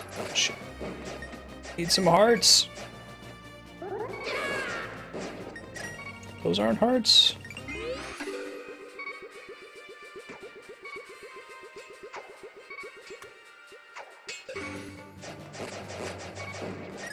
Those aren't hearts either. I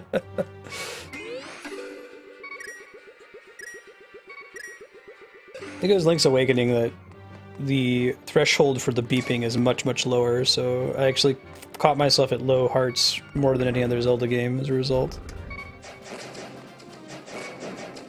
I think that the majority of the time the only reason I'm refilling is to make the beeping go away.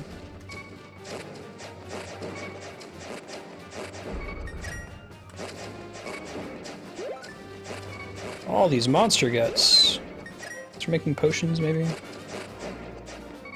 One of them dropped a heart. Better than zero.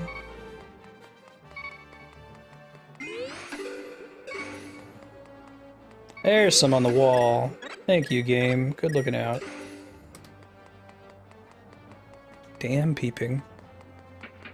It's finally over. They have a very similar, like, I think they had an echo, a reverb effect to the climb the stairs sound effect, but it's otherwise the same. Yuga, Yuga, Yuga, Yuga. Yuga, Yuga, Yuga, Yuga. Sage here, sage there, and now Impa 2. I've already got all 7 sages.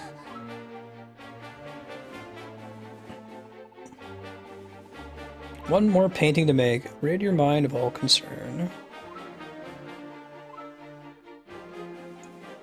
Her Grace? Who's Her Grace? What golden hair you have. Such bright locks are normally far too sunny for my tastes.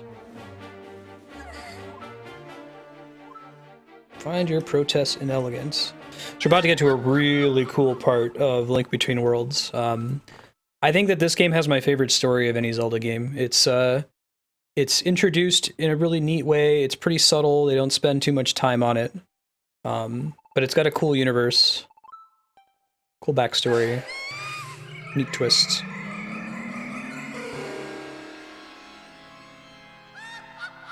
Yuga's very Kafka-like. Got the exclamation point evil laugh thing going on.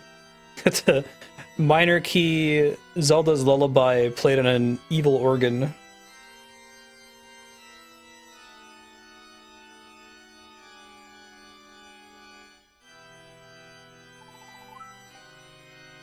It's the kid. Didn't I splash you in some wall somewhere? How'd you get out? How impudent. Emerging, foisting your inferior form upon my eyes? There remained nothing but a stain on that wall, but I'll be glad to leave you here once and for all. That rhymed. Wahahaha. Yeah, right.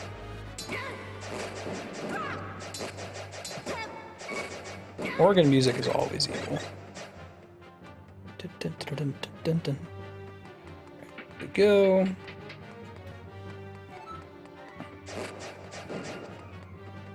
What's Zelda doing, hanging out in some random hallway in our castle?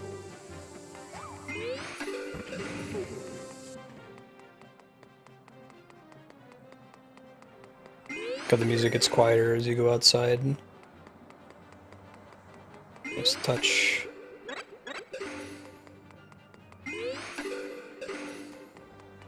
Let's polish. Yikes.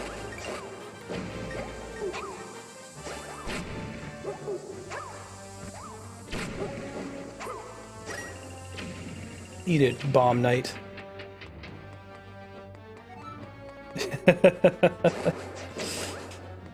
One percenter organ wielders.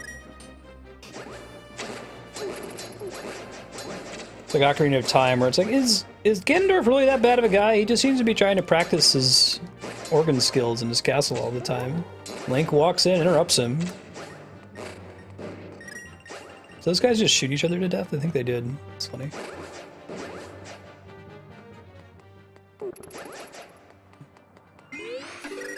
Groups. Now they give us tons of hearts. I'll keep these in place in case we take a bunch of damage unexpectedly on the way out.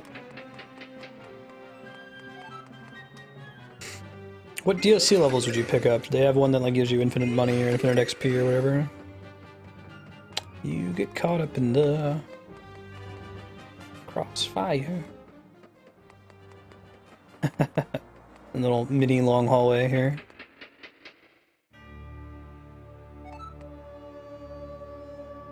It was like, what, like Hitler not being able to get into painting? Yuga, Yuga.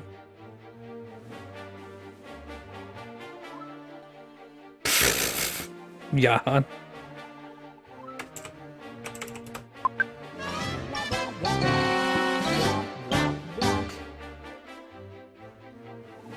Yet it seems there's more to you than meets the eye. How did you manage to escape that wall? Skills. Farewell for the last time.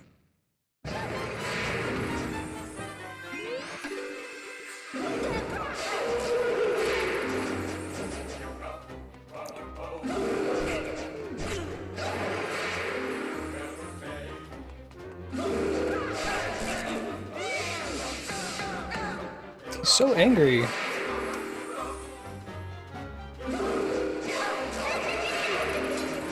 I know how to tell which one's real.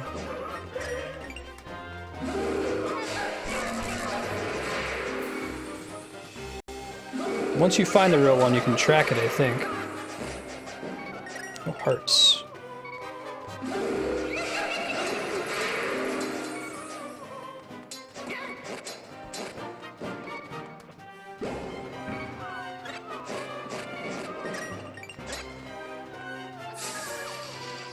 Oh, we can see the real one in the corner when the enemies are out, I guess. That's cool. Got him. Didn't even use a fairy. Later, Frappuccino. Good night. Emo. I bore of this fight.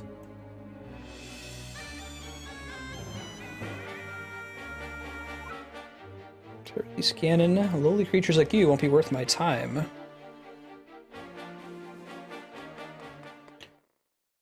Another game featuring Ganon.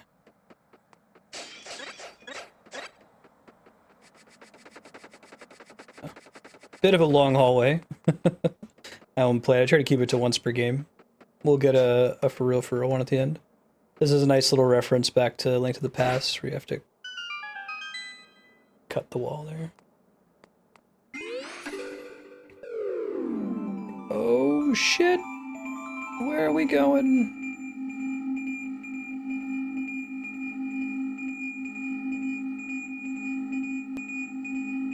It's a cool way to merge the painting mechanic with the old mirror warp mechanic. Ooh, the Triforce Crest is upside down. What's going on here? It's like the Dark World in Link to the Past. You can kind of make out the world map around it. The real one had a more brightly glowing staff as well. Looks like only the real one was hanging out after you killed one of the enemies. You had a chance to check for them.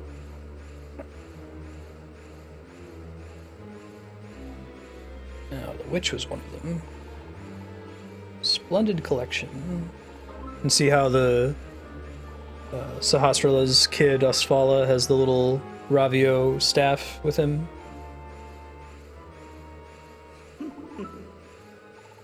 Medium hallway. Halfway hallway.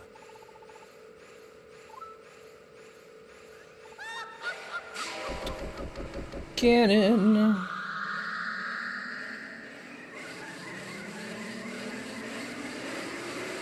These are rainbows for evil. Rainbows are friggin' sweet, man.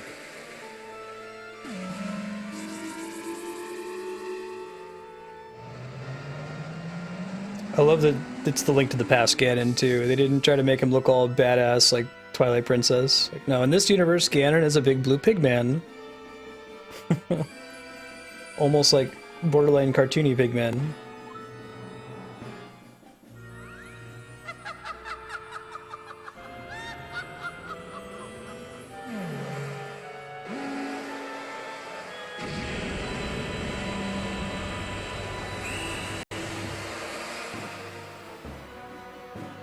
Yikes. I like it with Yuga Ganon, he kind of has the Ganondorf hair going on, the red dreads. Skittles, bitch.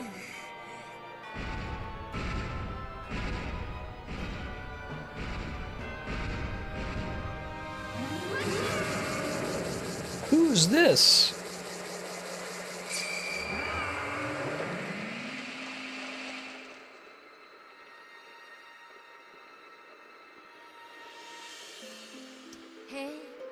Cool. Oh, hero of Hyrule, I can hold the beast at bay for only so long. Prove enough time to bid you a most sorrowful welcome to my kingdom, to low rule, get it? Hyrule. Princess Hilda, and I have failed you in every way. I knew Yuga planned to slip into your world to abduct Zelda and the sages, but I couldn't stop him. Use them to summon the Demon King and siphon his power. Yuga will soon consume our worlds, with Hyrule and Low Rule, the beast for the taking.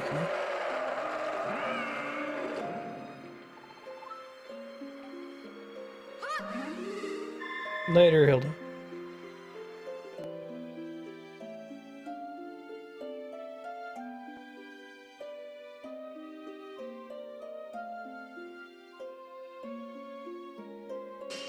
Oh no!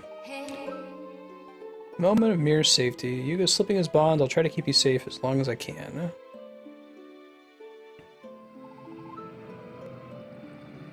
To defeat the beast, you must awaken your full potential. Paintings of Hyrule 7 sages are being sent to the far corners of Lorel. You must steal those paintings back. The secret to Yuga's defeat lies in uniting your friends. Friendship is magic. Thanks, Hilda. Guys, get hyped for an awesome remix of one of my favorite Zelda songs. We're in the Smithy's house. Other more different Smithy. Yeah, you're an art thief. It's like playing Masterpiece. Or Clue 2.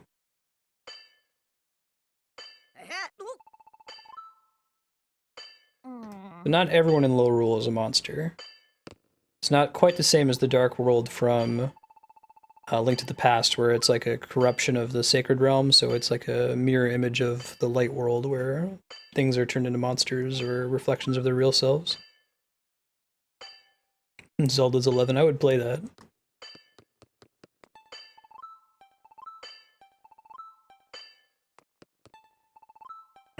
I'm gonna wait to explain the rest of the plan until the heist has begun.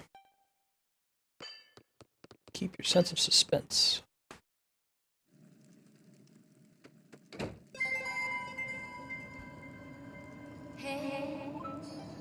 And she communicates with you telepathically like Sahasrara does. The kingdom in which you found yourself. My Lorule may remind you of your own home, but our kingdoms are as different as night and day, worlds apart. Yuga's scheme has forced our two kingdoms close together, so close they're now connected. What's more, the 7 sages you seek are spread across my land, locked away in dungeons, but because parts of Lorule have long crumbled away, you cannot get to them from where you are now. You must first find a way back to Hyrule. From various parts of your world, you can reach the same parts of mine. Welcome to Lorule, but my kingdom, it isn't so welcoming to strangers. Very well, be careful out there.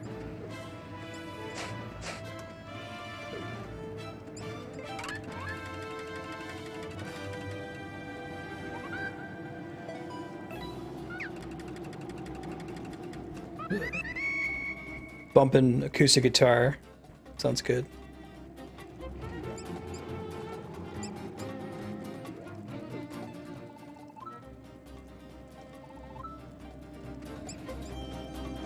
Yeah, I wonder what the Japanese is, if it's also just Lorule. Sometimes they'll go ahead and do the English pun.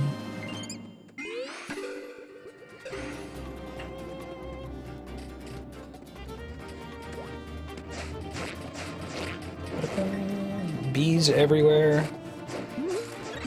Oh no, don't eat my shield! I was eating my rupees. It's worse in a way. Jerk.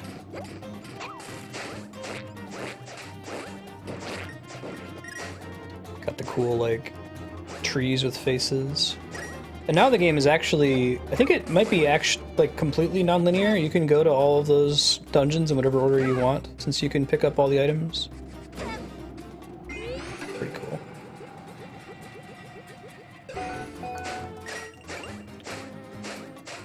I hear a squeaker out here somewhere. Oh, it's probably under this big rock. Can't pick it up just yet then. Need to boast about my spicy darling, but why not? Handsome and talented. Oh, that's Maple. The most handsome and talented. Okay. Good on hints for the moment. Let's try to explore. Keep that as a backup if we get stuck, though. I'm gonna bring back all of the Link to the Past Dark World enemies here. It's pretty cool. Some of them which I haven't really seen play outside of these two games. I don't think we've seen these Cyclops enemies very much. They have a good difficulty curve with the Master Sword as well, where the same thing as in Link to the Past, where as soon as you get the Master Sword, you start fighting enemies that take way more hits to kill. What was the victory, JT? Night Dragon, thanks for hanging out. We'll see you next time. Cool seeing you.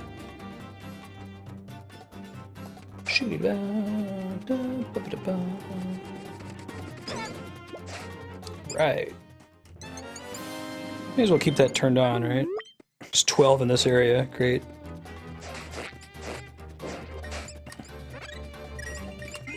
21. We should be able to get up to 30 pretty easily. Close to having enough money to buy another thing. I was gonna grab the hook shot, I think, next. And then upgrade it. I'm not gonna take that warp just yet. Let me get the money first.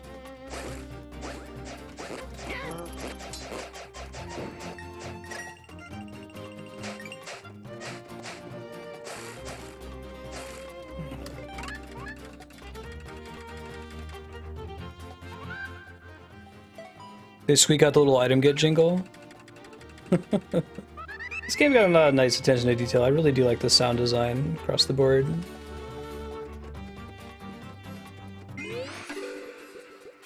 Hey.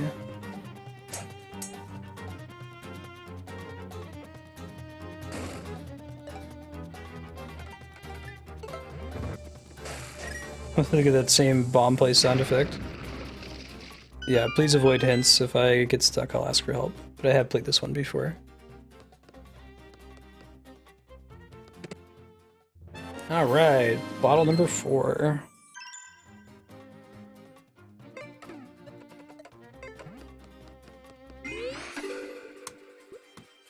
A lot of cool stuff in this house.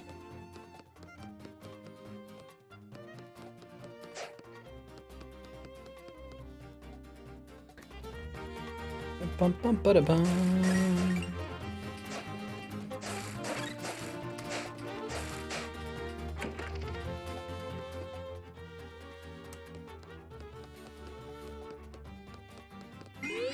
Huh. I wonder why they let you do that. Maybe it's just for funsies.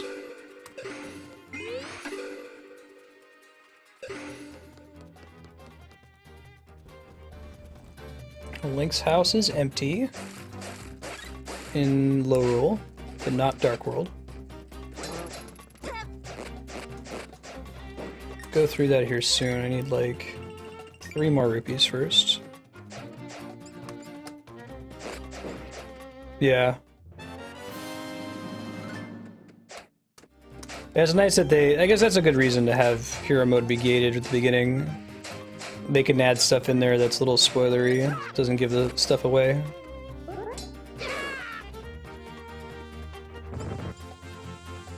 Yeah. That was a bummer. Items placed in a different spot than I thought they were. Alright, so there's a dungeon here. I don't think we want to run it just yet.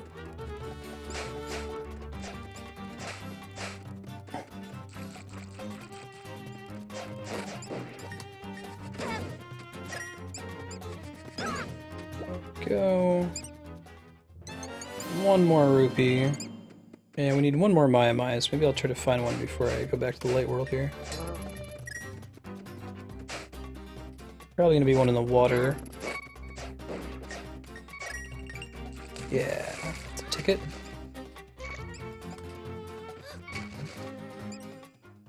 I'm gonna go up and get some hearts back here.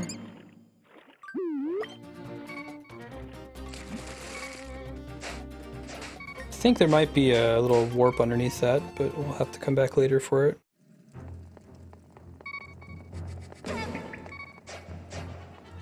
Why is this room empty? Shenanigans. Maybe it'll matter later.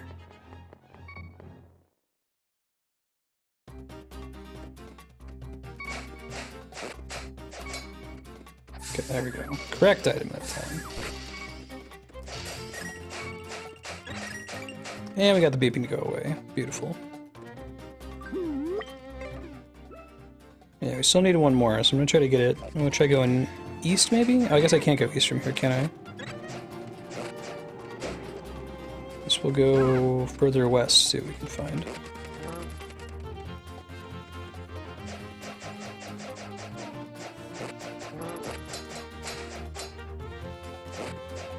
Oh, what happened, Sir Cucumber?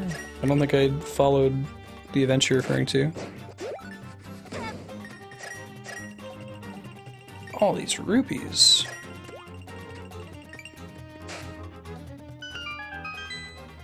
So that sounds the same, it's got a little bit of reverb added. Oops.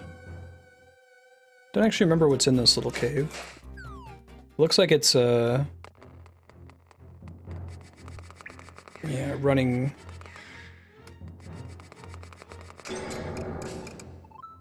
Suppose be taking this here treasure. Unless you be dashing, you may as well go home now. Oh, I see. You can walk around the first one, but you don't have that luxury afterward.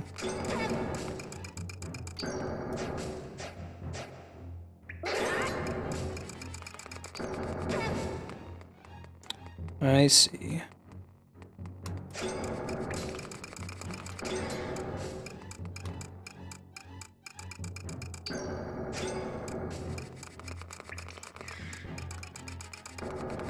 Ooh, that's easier said than done. We'll try it again.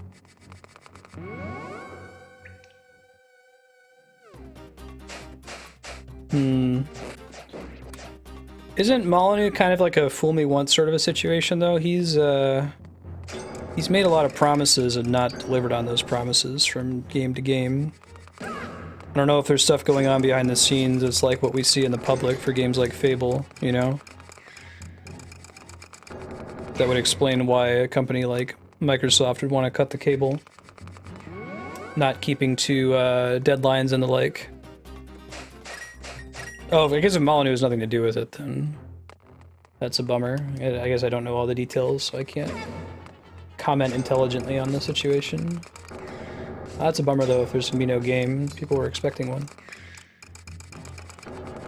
Man, that's really precise. Maybe you have to hit it on the run? I'm trying to stop hitting the warp out. We'll give it a couple more attempts and we'll move on if we can't get it. Getting some hearts and rupees.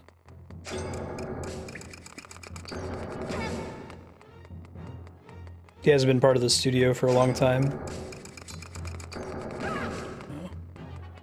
Do we know anything then about why it was cut? I wonder if I can cheese this with bombs. That's not a bomb, that's a bomb. Maybe kind of, sort of.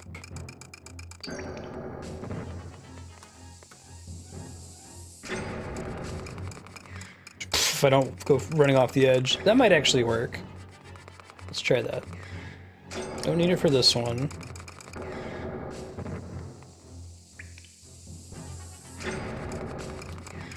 Okay. Break a little bit sooner.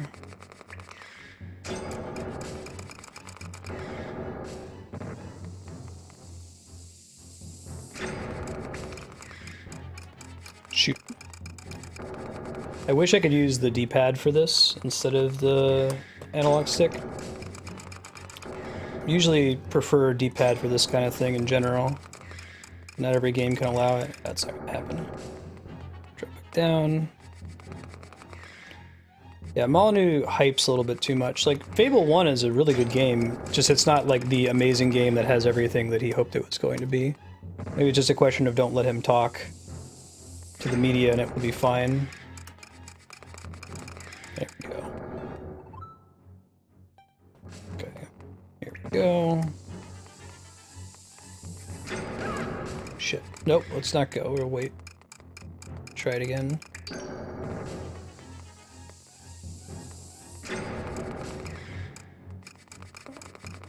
Shit! That's pretty tough. You gotta break really early.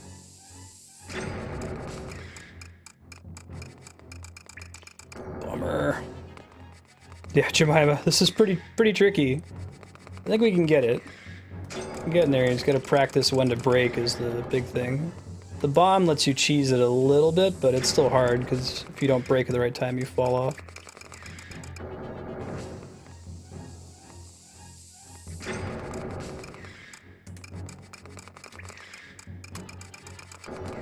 Is that enough? That might have been it. Phew. Alright, I'll take it. That's not a bad reward. That's a nice Dungeon Bros. Thanks, guys.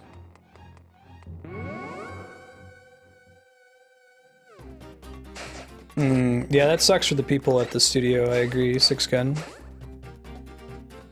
Very doable. Requires some precision compared to a lot of the other puzzles in this game. which are generally quite forgiving. Ouch. Let's go into the town real quick, see if we can find some more. We need one more Mai, and then I'll go back into the light world. Probably that one. Yeah, that's the ticket. I like how they start you in a... Well, they change the way the map works in low rule in this one compared to the dark world, so you can visit Kakariko Village immediately, whereas you only visit it maybe halfway through the dark world and into the past. We've got this, Marstead. Where? How? Where? First try. Thanks, Propagable.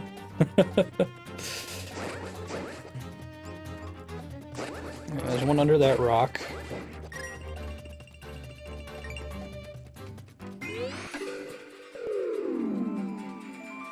Oh, is that because of the Xbox One Windows 10 thing? I like the idea of them just kind of doing away with... I mean, they still sell an Xbox One as an inexpensive gaming-focused PC, but otherwise just unify the gaming platform. I feel like that's kind of what Microsoft should have been doing a while ago to make themselves stand out. Nintendo can be the one that makes consoles that won't really work as PC games.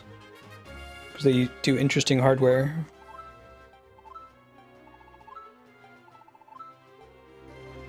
Future of Hyrule is in your hands. Your life is in your hands, man.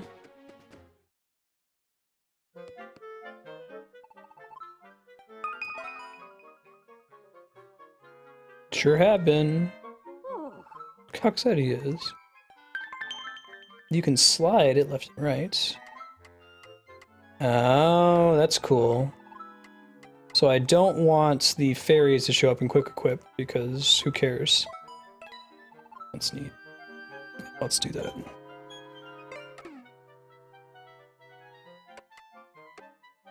Just those for now. Move stuff away. And I'm gonna take this guy out. Well, we might end up using it. Well, not over the fire rod. That seems fine. Alright, so we were gonna buy the hookshot next. And then it'll be the Gale Rod after that.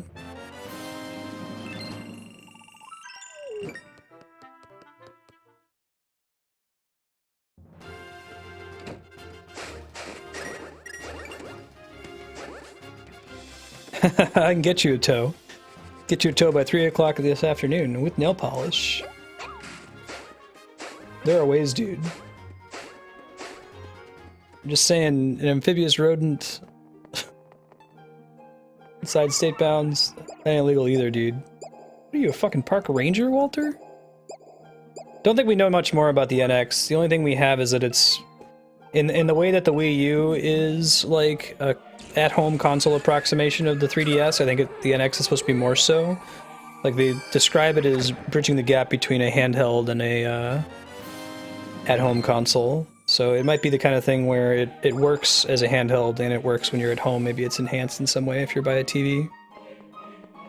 Nitrous xylophone. Yeah.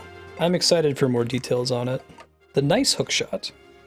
Like how that's the upgrades, or just the nice version. It shoots super fast now. Remember it being pretty good as far as stunning goes. It fires so quickly. So I think that opened new paths to the Dark World. They do get marked on the map. What's this guy? Not quite yet. A little bit higher level first.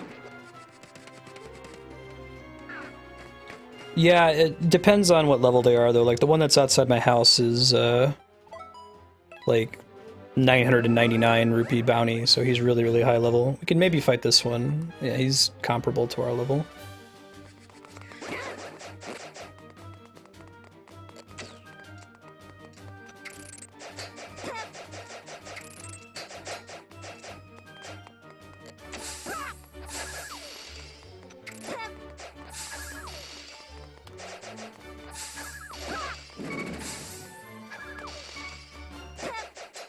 Don't know if that actually does damage to him.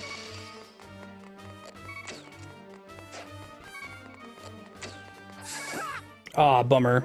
Yeah, see, they're pretty tough.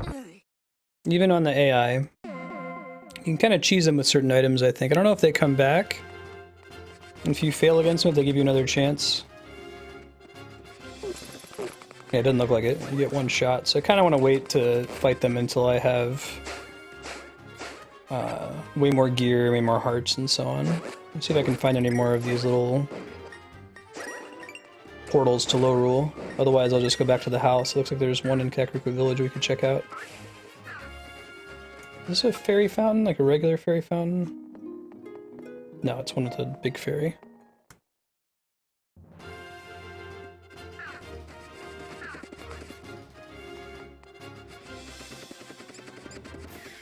Hey, there's another one.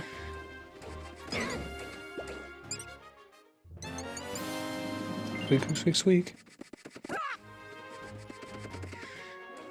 Reason to revisit that dungeon. I think that some of the portals to Low Rule are, yeah, kind of in the same places that they were in Link to the Past. I don't remember if you could see them right away. Like before we just did that last section. You certainly couldn't go in them until after you get the 3 and get the Master Sword. Working on hard mode. Yeah, I never did this on hero mode. Sounds like it could be pretty fun, but for the most part it just sounds like they changed it mathematically. Increase the numbers in all the enemies.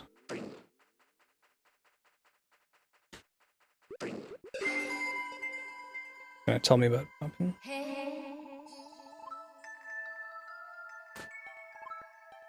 A truly evil place. You must find the Dark Palace. There you will discover a sage in desperate need of your help. Oh, okay. Yeah, this makes sense. It's the dungeon just north of us.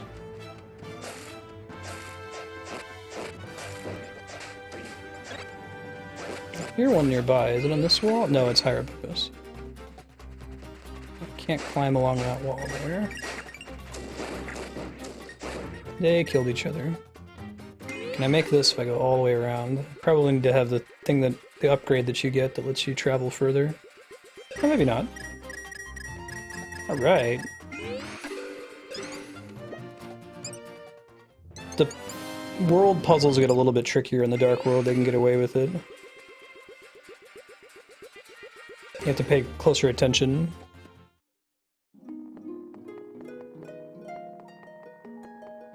I'm fine.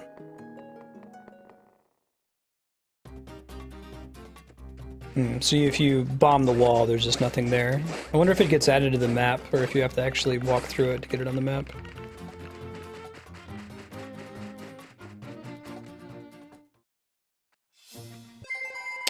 Oh, right. They made this into a stealth mission, didn't they? Oh boy.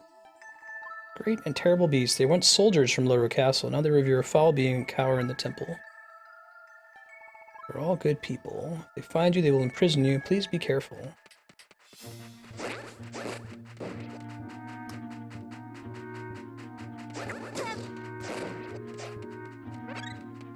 Metal Gear. All intruders must be captured. We must capture all intruders. Sure. It might be that I'm required to get captured at the beginning, but I'm not sure. I can also maybe sneak past them using the portrait thing.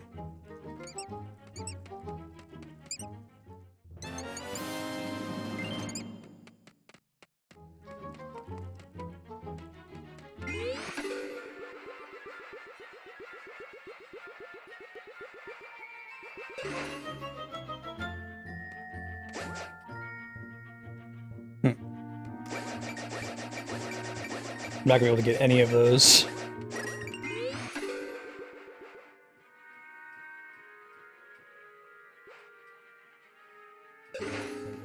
Oh.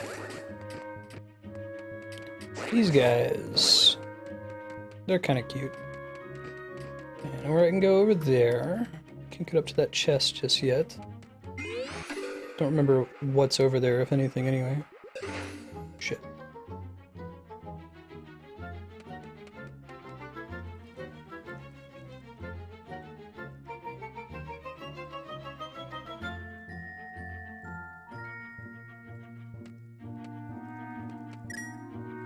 Oh, I can't touch that wall. Oh, God. There we go.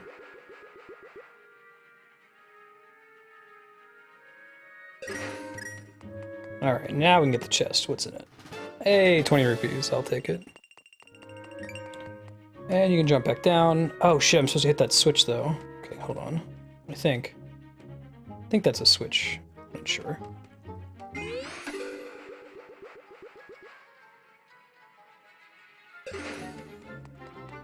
Let's see. Is that indeed a switch? No, it's just decoration. Disregard. Thought it was a switch. I was incorrect.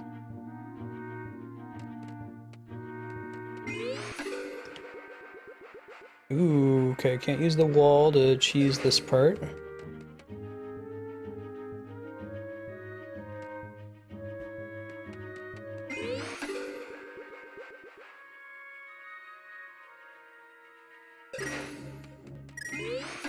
Nope. There we go, that's better. Doesn't see the painting moving along the wall. There. Huh, okay. So that's a checkpoint, so they throw you into a closer prison because they're nice. You're squeaking. I don't know where it is though. Maybe it's one of those skulls.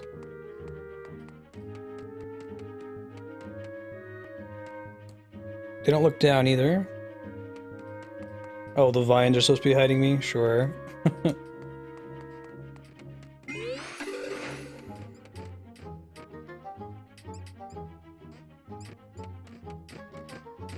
Oh, we want to get that for sure. That'll get us a heart container if we can get to it.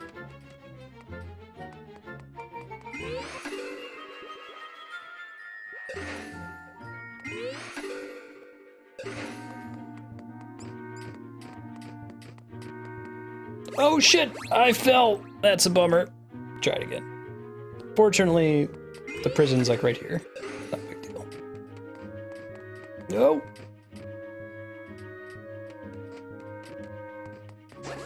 You can't damage them either. They're not like the Gerudo. You can knock them out. Don't fall. There you go. Good job. So I guess I have to drop down there. Do it here in a sec.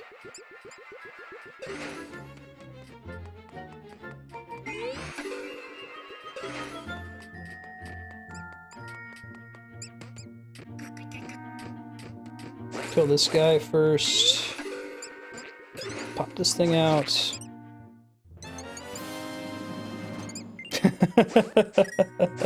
It's a sailboat, Ludifex.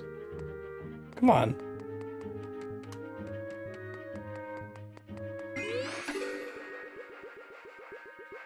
And I haven't seen mall rats in an age.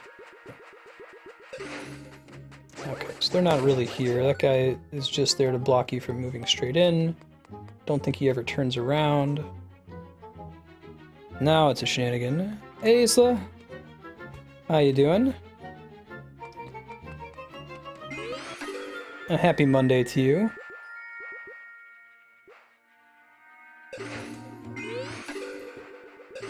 Cool way to do stealth.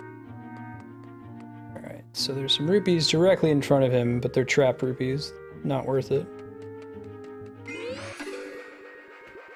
Plus, I don't remember if they go away after you finish the dungeon or not, so we'll find out.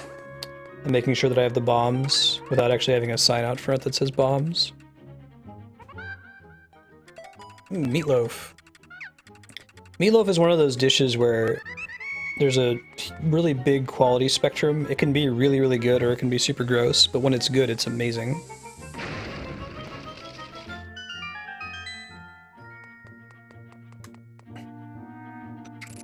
Oh. I see. Didn't realize you could hookshot through their bodies. Boomerang makes sense, though.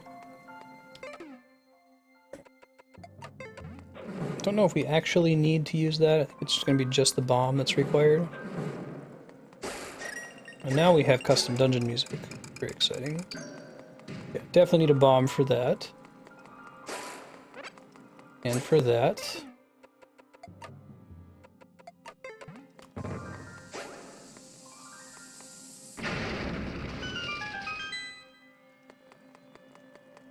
Does the ice rod become the nice rod?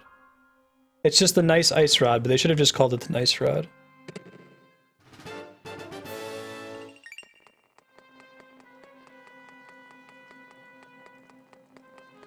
I guess most of my experience with meatloaf has been like grocery store frozen meatloaf, not like homemade meatloaf. So that's my problem.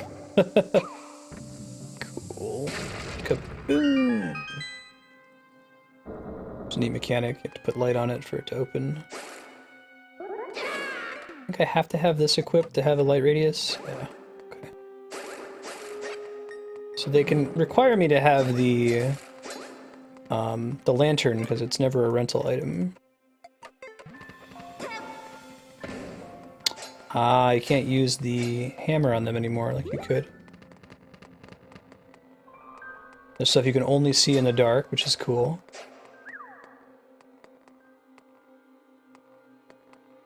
That sounds awesome, Propagable.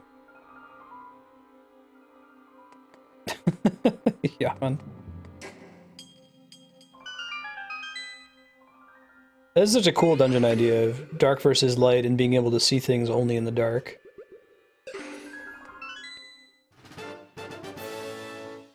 So can I turn my lantern off, or do I just have to unequip? I think I just have to unequip it. Yeah, cool. There's still a very tiny light radius either way, it looks like. Put that in the equipable section.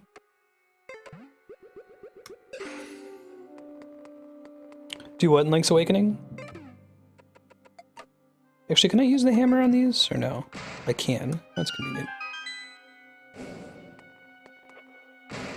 That sounds delicious, Islo.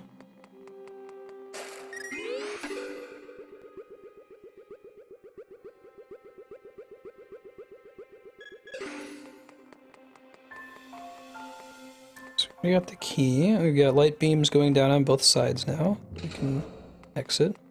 Nice way to force you to get introduced to the whole darkness is sometimes good mechanic when you first walk into the dungeon.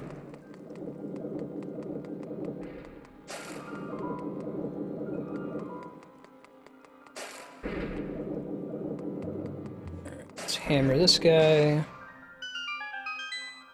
Now the darkness tells us this hole is a safe one to fall into, so let's go ahead and fall and see what happens.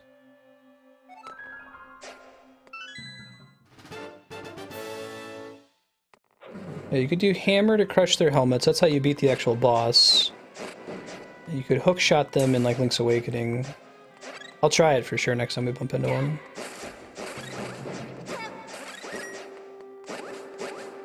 It's a spooky ghost. I forget what it means when it's a panel like that. Play around with it, try to figure it out. It might be that like the panel flips if you're on the wall when you approach it. That sounds familiar. Try getting upstairs though. So now we want to make the torch go out so that we can see the hidden platforms. That's so cool, man! I like it.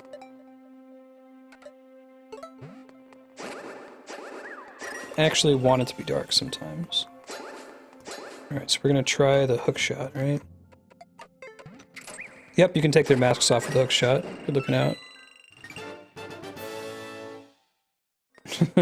Instant noodles. Instant noodles are pretty great, man. Very strong cost to quality ratio.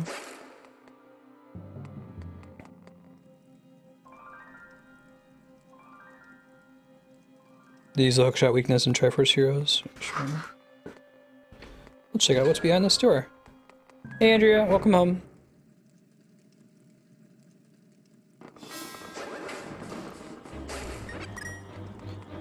Yeah, there's definitely some issues with Triforce Heroes. Biggest problem I have with it is just how nasty it is with disconnects.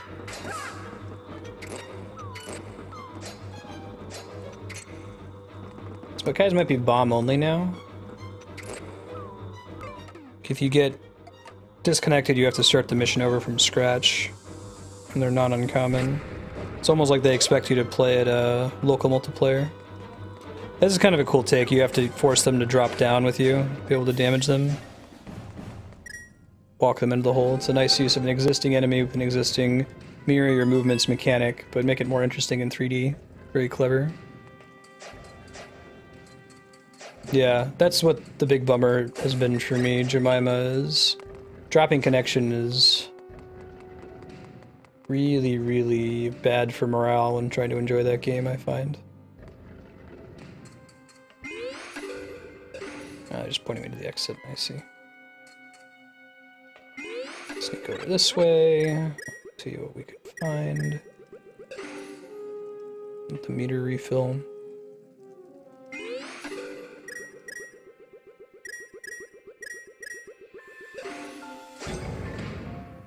Oh, interesting. Okay, so we need to get another light beam down here at some point. We're taking care of business. Although, I bet we want to turn that flame off. Can I get back up there? I bet there's something we can see if we turn it off. Else, why is it there? Do you see there's an item that's easy to miss in this dungeon?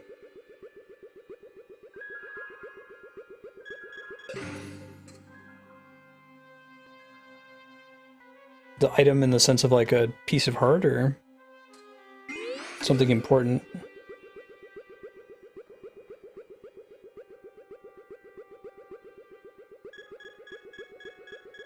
Nope, nothing special in here, but at least we checked. It's worth confirming. Go out the south, light comes back on, which makes sense. Cover your bases just in case.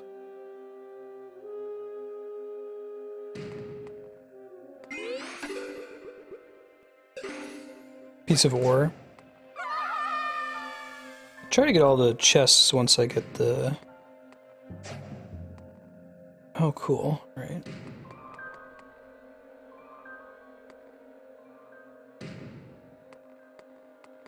Oh, I get it.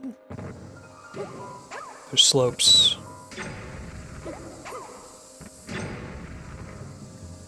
Go!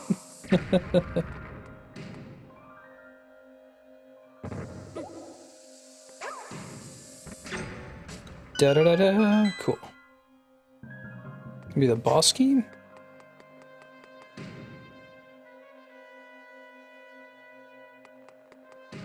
Oh, you're fine. No worries, Jemima.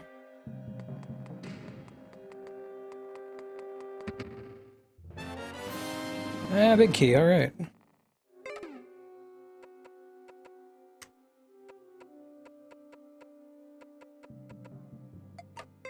Yeah, it's certainly easier to level up earlier on.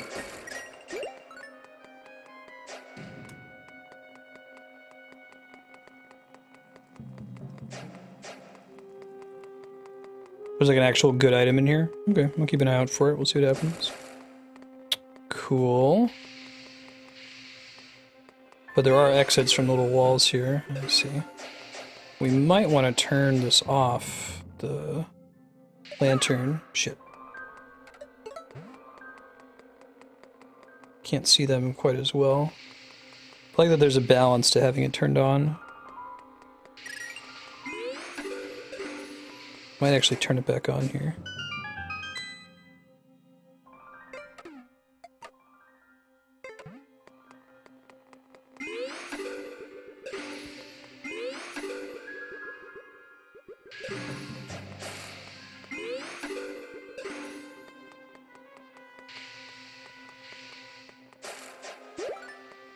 All right.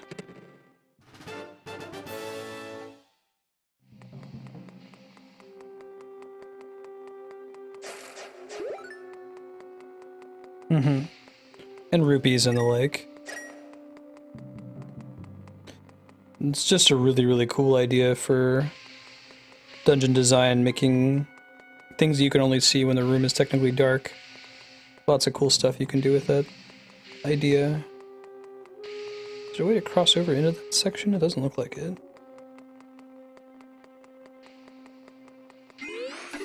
Oh wait, no, there's totally one right there. Okay. Cool. Alright, so we're back here now. We want to drop down so we can check out that mask on the wall, which I think is like a rotating thingamajig if you're standing on it. We don't want that to be activated. Alright, we kill these guys real quick. This is where we're supposed to get introduced to these dudes and the mechanic before we have to learn about making them fall down the hole to fight them.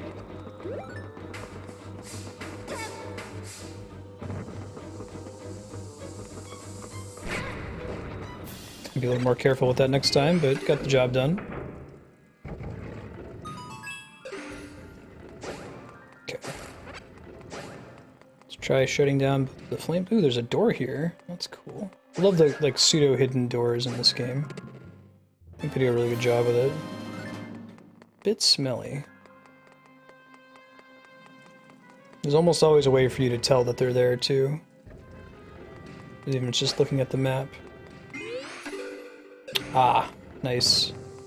And you know, 1 because of the map, 2 because you went on the bottom level. Lots of ways to expect that. But I'm going to spell it out for the player. More rupees, and closer to being able to buy another item. Very exciting indeed.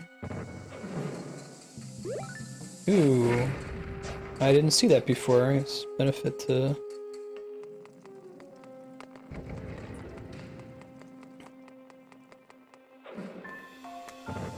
turning the lights off and being on the top of the room. Let's see where that takes us. Actually not sure. I feel like you could miss that pretty easily. Just a monster horn though. Nothing important.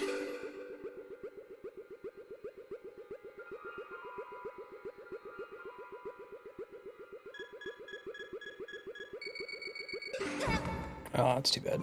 Didn't look like it went anywhere interesting though, so didn't miss anything.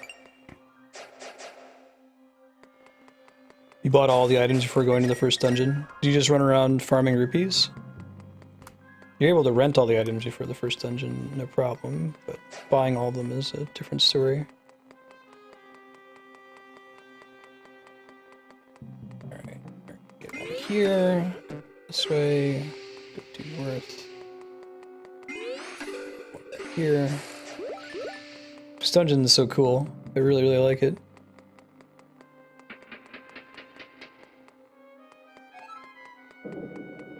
You mean buy? At 800 rupees per item? Maybe more than a few hidden chests. Alright. Oh, interesting. But I can't actually cross any higher than I am. Why would I want to do that? Is it just a shortcut? About this one, is this the same? No, that one has an open wall. Okay, that's really just there to teach us that we want to drop down. That's actually pretty clever. Puzzle caves with rupees. Okay, let's see. Play around here real quick. We're not going to drop down there. Ow. Yeah, chicken dodge. Oh, we should do that. I'm not going to spend a ton of time on it. I did eventually pass it in my offline playthrough when the game first came out, but I remember it being pretty tricky and potentially stressful. Alright, let's loop around here. I think this will... Oh, nope, it's not. How about the other side? Nope. Okay, that's not it then. Looks like there's secrets in the dark. Maybe if we go up another floor and then drop down, probably what's up.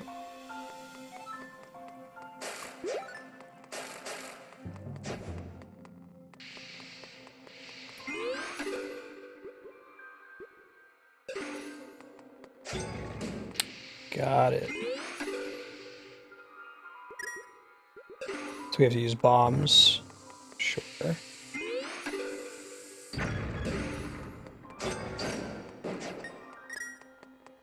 Cool.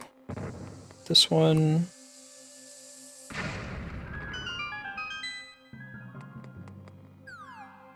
Yeah, I'll figure it out. Thank you, though.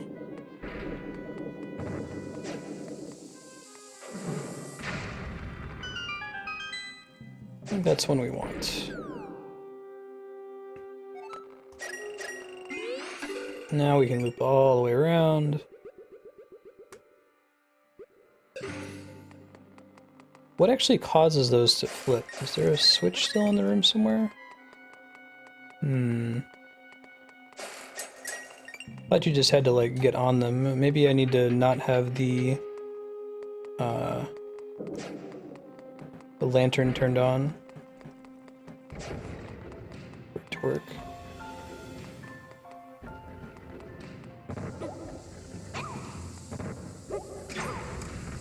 Kind of comical with the gigantic bombs. Again, we know that there's a door to the south. Is it also a bombable wall? No, it's just going through. You can kind of see there's a little, like, space in this platform that you can move through. You might have to bomb it first, though. Hence the image.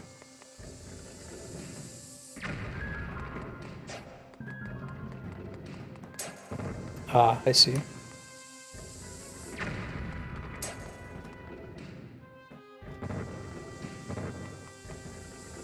Time that better.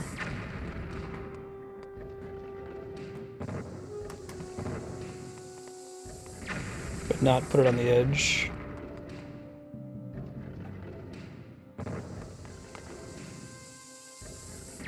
Nope, not good enough. I think it has to blow up right as it comes down.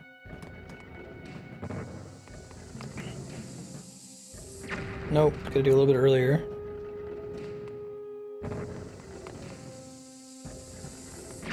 There we go, nice. You know to look for it because of the map. And it's fairies, I'll take it.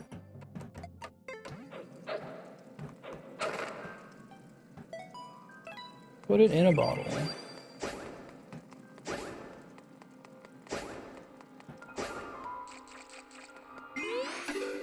Maybe they're just there for funsies.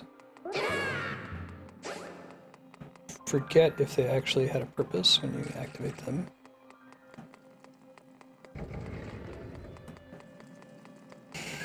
Possibly not. I might just be making that. I might be thinking of the other floors where you use them to flip with a switch.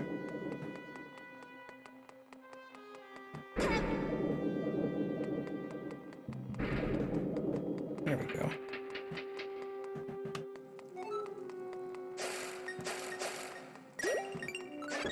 Okay.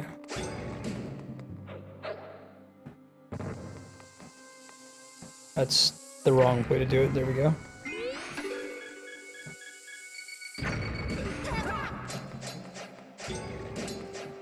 Let me equip this guy again so I can at least see a little bit.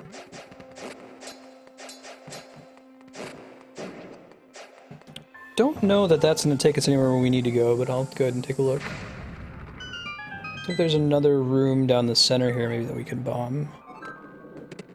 What do we get? Our room? Take rupees.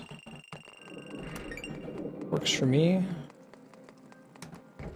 Been this way already, so this isn't anything new.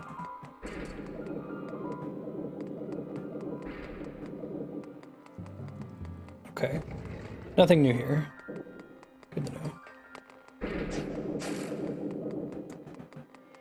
Go back upstairs. Let's try getting the chest that's due south. Really? That's not bombable.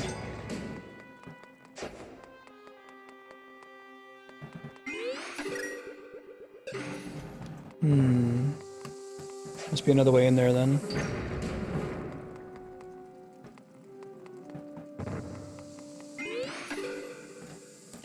Try doing it from the south.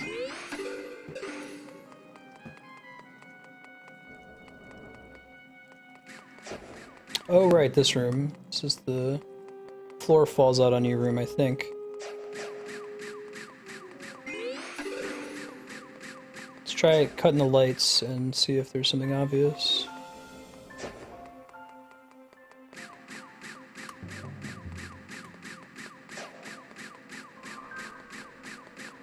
Might be that we have to hit that switch. Try dropping a bomb by it.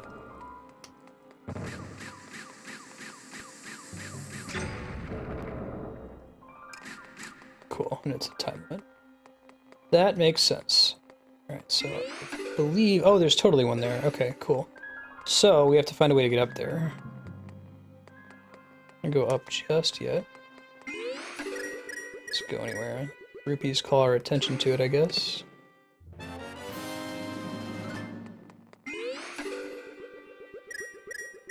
Rupee, rupee, rupee.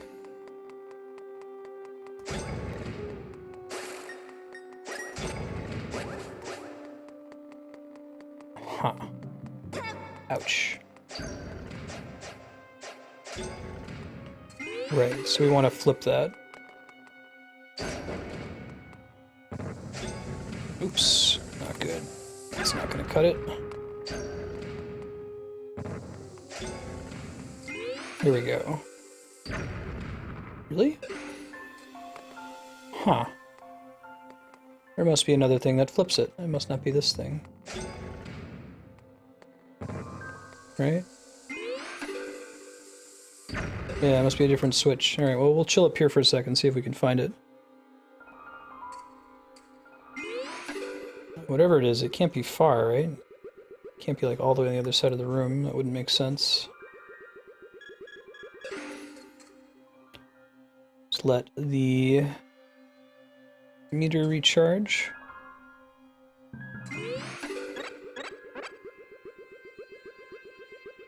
Ah.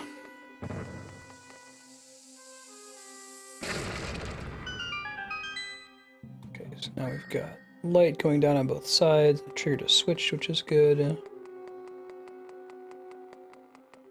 I think that's what it does.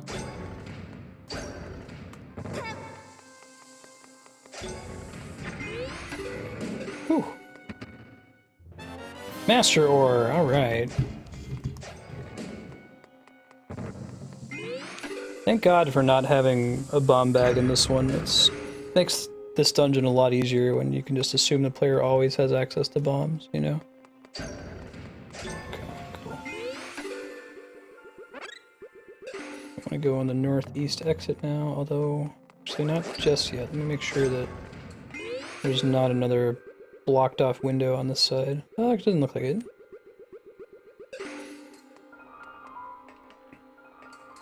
It's all four of them. 1, 2, 3, 4. Just in different spots.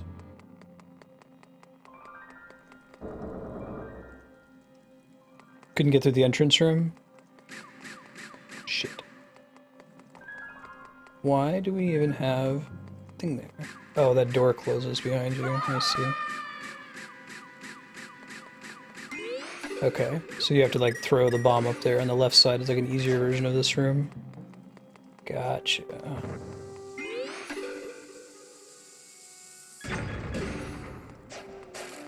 Head back down to the light room. See if there's anything else we need to clear out. I think it's south a couple more rooms.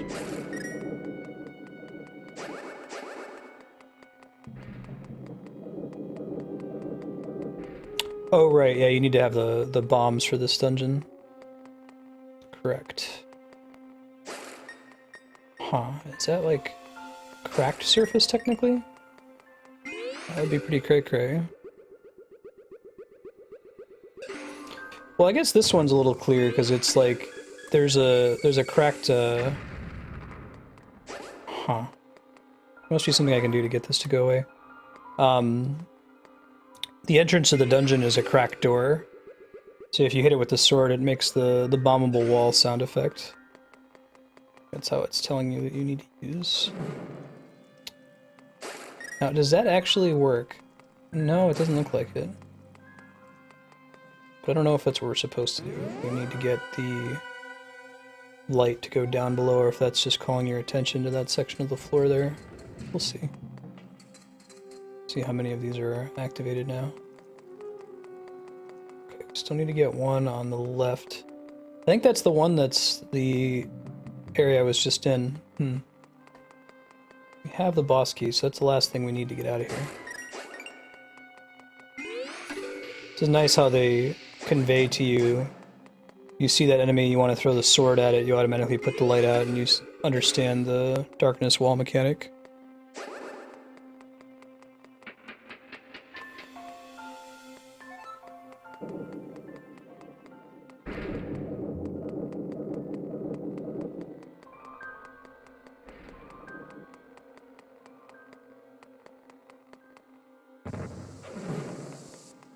Oh, the first room here where you're supposed to throw the bombs up on the, supposed to use the bombs to blow up the windows to get the light to come down to activate the little eyeballs. Yeah, I guess you'd have to think, well, I need to use bombs on everything in this dungeon.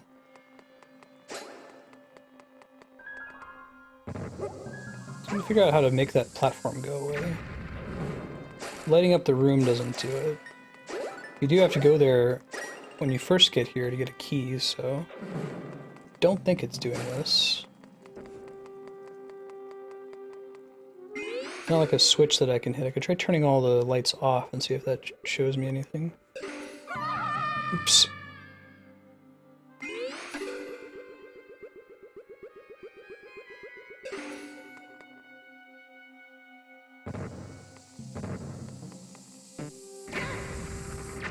Yeah, it doesn't seem to do it.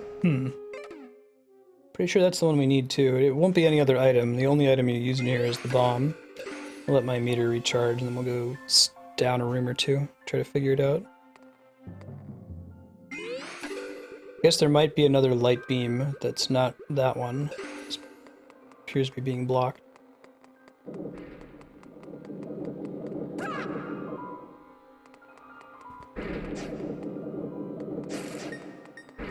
Ouch.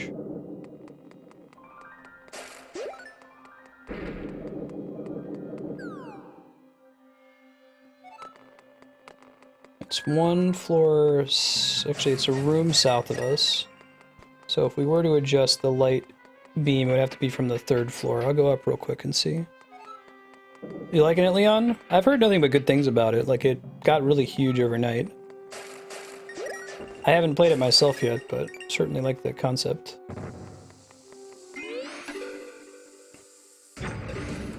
Race car soccer. It doesn't go anywhere special. Dang it, Link! Blame the circle pad for that one. Wish I could swap the circle pad and the D-pad, and that would help a lot. Okay, so we're looking for light beams here. There's one. Oh, okay. Yeah, I'm a dummy. That's our last one. Didn't even see that. Cool. Nice. And now we should be able to exit. Can we just drop down here? With that kind of hole? It's not that kind of hole. It was worth trying. Go this way. That one is the hole that would be a shortcut, but we're already sold on this approach.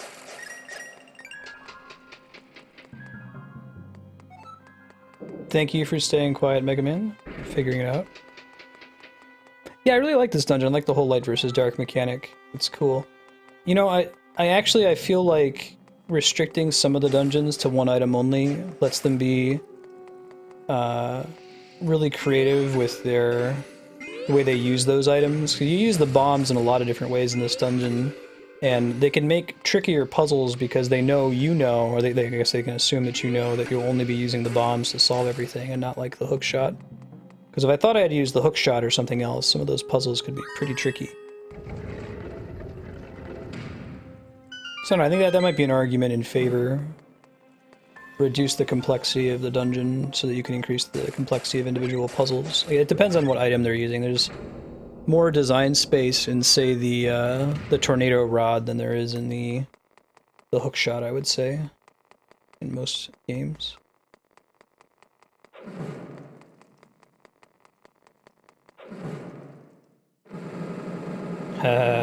Cool. All the torches. That's pretty great.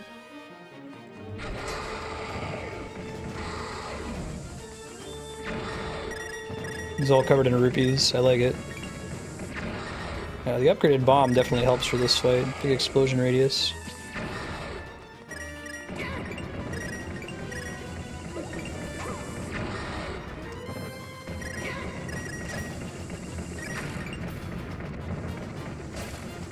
Let's get a meter. Ouch.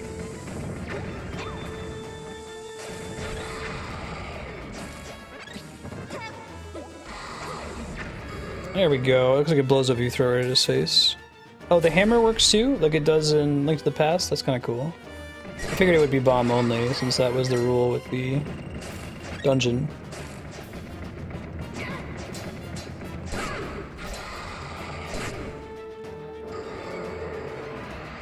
It puts the lights out. Why is that a bad thing?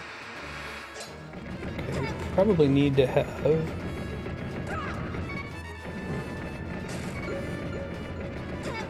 Ouch, we end up using a fairy here. That's okay, that's why we have them. He looks like a Pokemon. He's actually the same boss that was in this dungeon in Link to the Past, but his mechanic is very different. It's kind of cool. There we go, nice.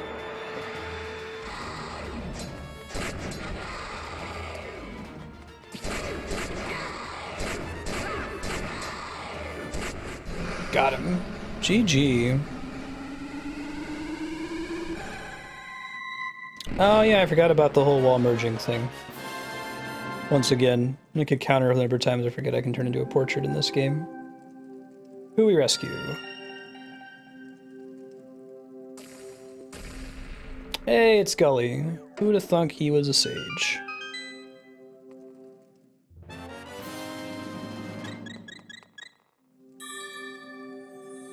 Hey, dude. Oh, cool. They bring this back from Ocarina of Time. I think it's the first time seeing this realm. And they have the little crystal thing, too.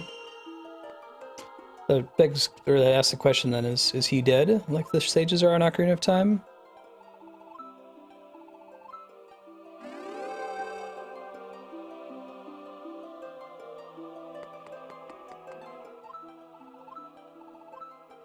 Yeah, it's like forgetting that you can portal in Portal 2 with all the other mechanics in that game.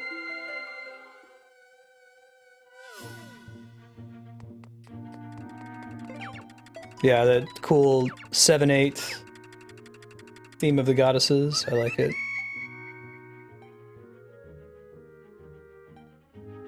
It's best to just ignore it, proper cable. Alright, let's go to... I think the second one was south of the vacant house. We might be able to access it right now. Give it a try. We haven't actually rescued Irene yet, so we just get the broom.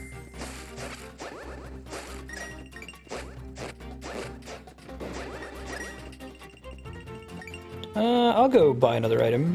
Get the tornado rod. I don't know when we're going to use it next. Well, they're dead in, well, it's pretty strongly implied that they're dead in Ocarina of Time.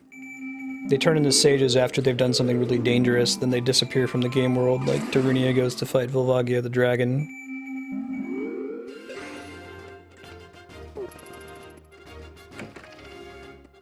Saria vanishes into the forest temple.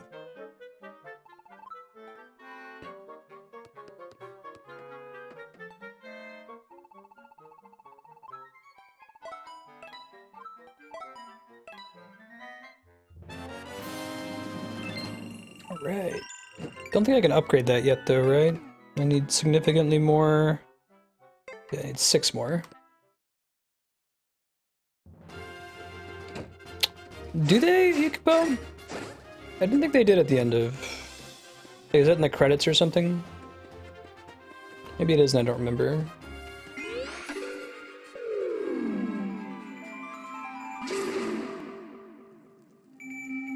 Yeah, they are in the past. For sure.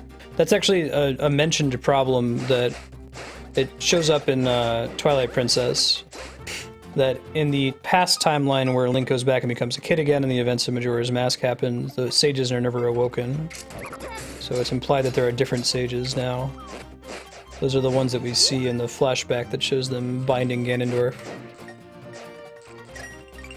But I think in the, I guess what would eventually be the Wind Waker timeline with Adult Link, where the world's been ravaged by Ganon, I think the sages are permanently dead.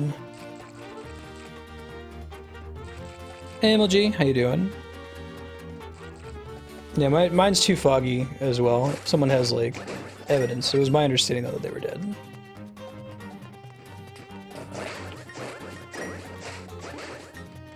Once again, this area is blocked off, just like it was in Link to the Past. Very nice.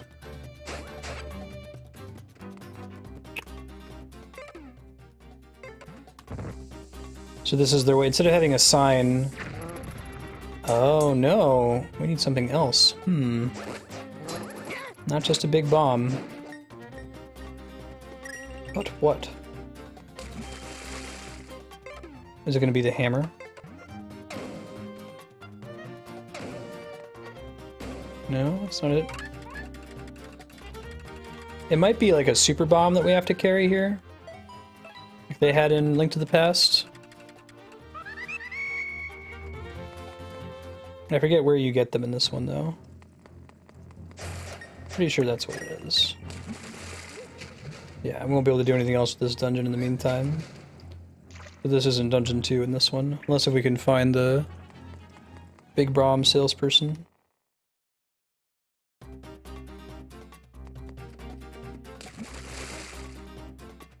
I love this theme, it's great. There's another one. Shoot.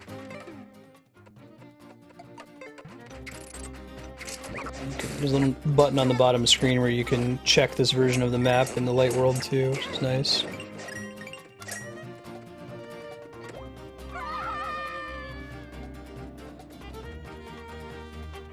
Oh, you have to do one first? Really? There are a couple checkpoints in Link to the Past. You could mostly do it in any order, but there were a couple that you had to do first. I don't think you could get the super bomb until you passed a certain threshold. Ow. Ow. Dying from regular enemies. Yikes. I'm gonna go find a fairy fountain. Not sure where the closest one is. There might be one near the house. That would be convenient. Yeah, I dig it, Ludifex. Bump in acoustic guitar. They do a couple acoustic remixes in this one. Yeah, I hear you, Ness, man. This game's really good. Are you a fan of Link to the Past as well?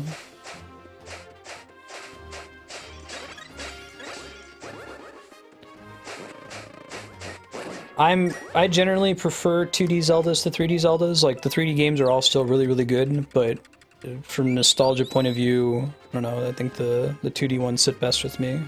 Enjoy them the most. I'm wondering if there's like a... Not a big fairy, but a fountain that has a bunch of little fairies I can stock up on. I don't know where the best place to farm them is in this game. Yeah, I think you'll like this one better if you're a fan of Link to the Past. I think you'll like this one better if you're okay with the kind of liberties they took with the way you get your items. I'm hoping that they kind of keep the same general idea into Zelda Wii U. It sounds like they are. Just a regular fairy fountain? Shit. I'll just go ahead and ask, does anyone know of a fairy fountain, a cave where you can catch little fairies that's nearish to one of the checkpoints? I don't remember from last time I played this. I can't go to Kakariko Village yet. Well, maybe we can, like, directly from the light world. We could try that.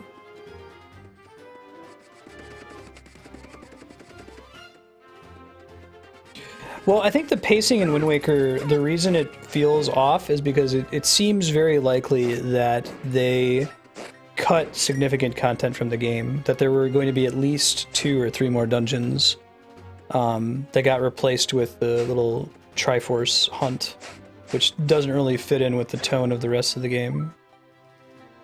He's fine, he's just in Spirit Realm. Favorite dessert? Bias towards the 3D ones, yeah, it's interesting. Yeah, no, that's definitely a problem. I agree with you, Nessman, especially in Skyward Sword. It gets to the point where you're like, come on, game, just count on me figuring it out.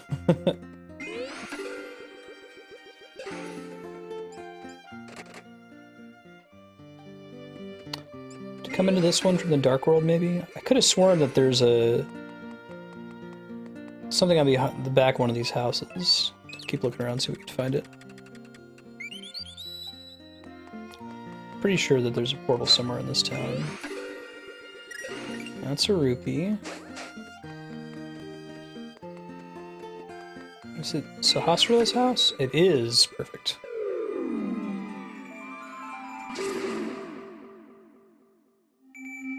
Yeah. Yeah, it definitely feels like... Wind Waker's a really good game. I feel like Wind Waker's one of the closest ones to the 2D Zeldas as far as the way it feels. How'd you think about Phantom Hourglass and... Oh, we got it real quick already. Phantom Hourglass and Spirit Tracks. Did you play them, Nestman? Hey, thanks for the follow. You're welcome. It's good to have you.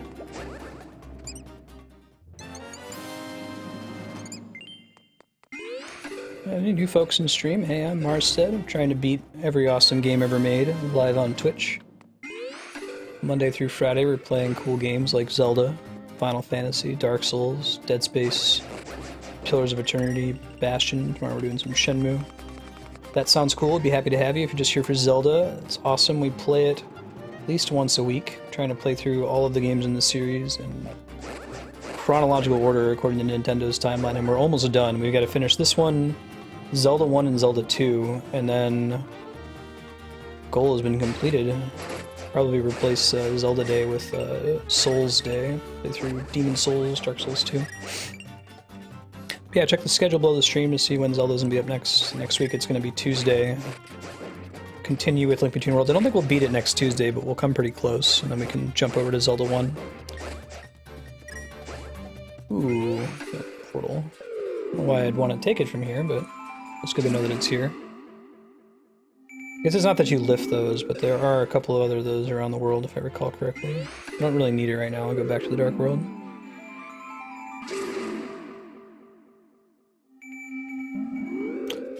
Yeah, you know, I had a generally, like, mediocre negative reaction to them before playing them on Twitch, Nestman, but coming at them for a second time in the context of, like, Skyward Sword, I appreciate them a bit more. They certainly have some really cool puzzles that only really doable in a game where they can count on you being able to write stuff down on the map, so I thought that was neat. I think Spirit Tracks is probably better than Phantom Hourglass in most respects, as it got to iterate on the formula a little bit. Yeah. Oh yeah, the Link's Awakening, the Oracle games, and Minish Cap are all outstanding. Trunking. $888. Only a fool would buy an unknown item from a stranger. I wonder what it is.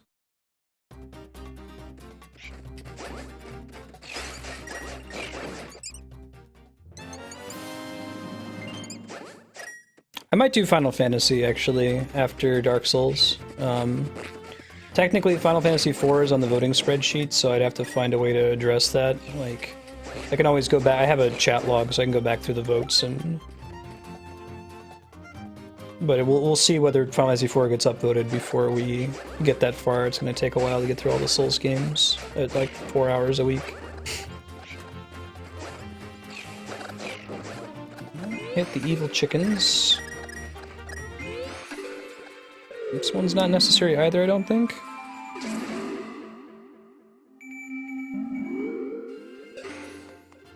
Yeah, no, for sure. I thought it was kind of gimmicky at first, but I enjoyed it more on the second pass.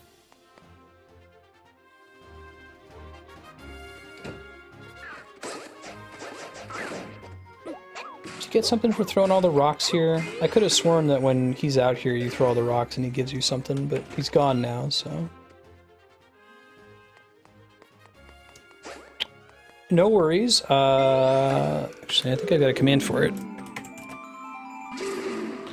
Yeah, Katsukitty. They're a company in Akihabara in Japan. I actually didn't own a new 3DS yet, the model of 3DS called the new 3DS.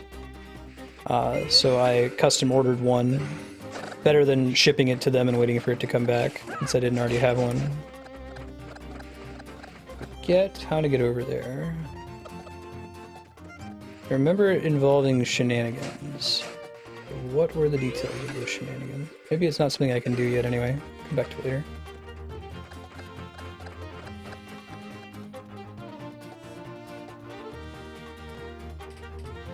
Yeah, I haven't done 1, 2, 3, 4, 8, 12, 11. If I ever wanted to do a playthrough of 11's story, God help me, how long that would inevitably take.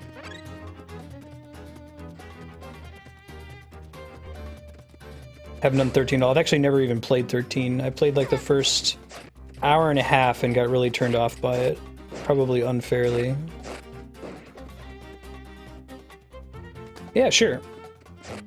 Do you stream Nessman?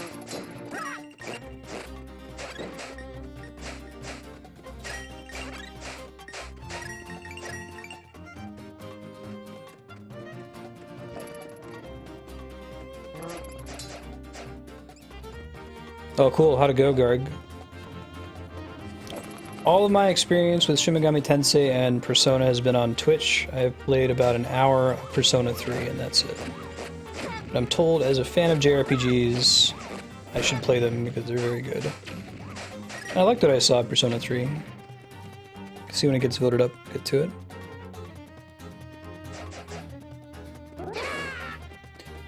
I guess part of the problem with 13 is that it takes a while for it to, like, it has a really, really gradual curve of interest in difficulty, right?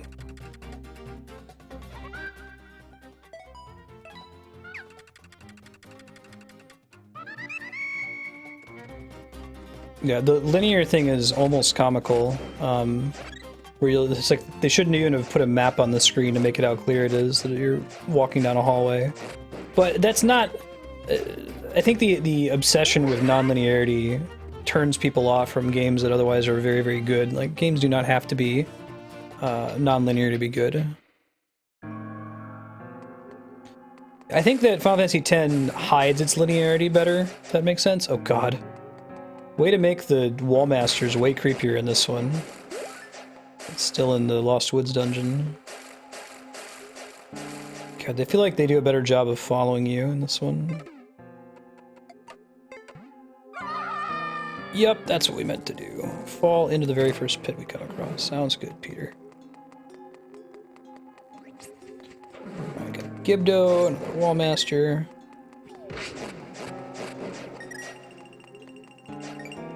I think Gibdos are Fire Rod? Question mark? May as well just equip it. Oh, that turns them into Stalfos. Okay. Well, that works too. Might still be able to freeze them and hammer them. That's what you could do to kill them quickly in Link to the Past.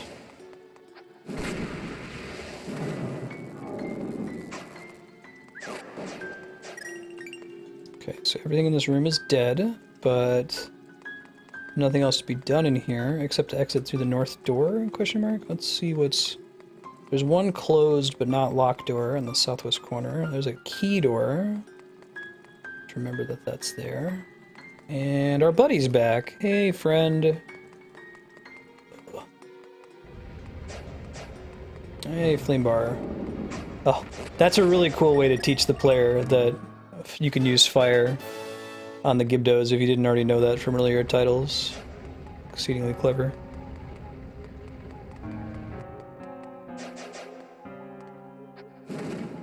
See, the plots contribute to the perception of linearity.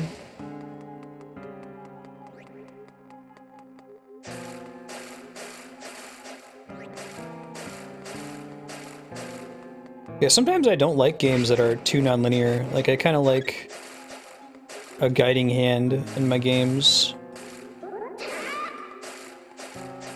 Like, there's only so many stories you can really tell in a completely non-linear setting that are interesting. Like, ask any DM how hard it is to tell a story in a tabletop RPG while giving the players absolute true freedom. It's basically impossible. To get pretty close to them to do that, it looks like. And Minecraft's a good example. Minecraft has like emergent storyline where it's not so much what the game is telling you, it's what happens to you with you and your friends while you're playing it. Oh, there was this one time where there were like 4 creepers, or we found this crazy cave. But it's still a very different experience from a constructed narrative. It's cool, but I don't think it should stand in. Oh, it was... Did I maybe come in the room from a different entrance, or did I just get turned around? I just got turned around.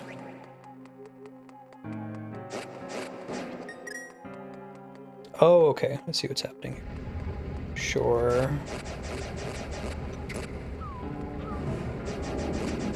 Because if I stun them first, it's easier to get away with. Oh, nasty. What a nasty room to put a Wallmaster in. That's good. The Wallmasters are usually more... They're not that big of a threat in a lot of the Zelda games.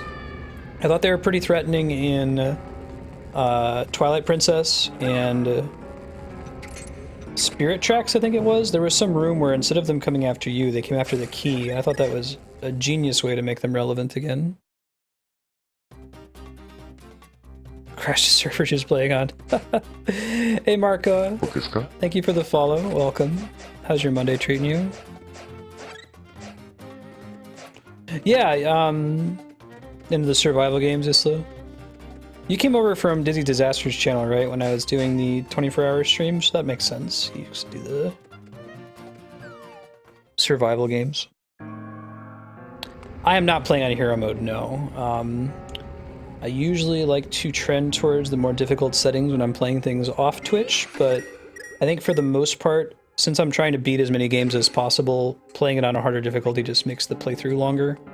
So I usually play on normal or in some games easy, depending. Just to kind of move through them at a more brisk pace. It depends on what the actual differences are in the difficulty. I actually haven't done this one on hero mode, but I'd like to. At some point.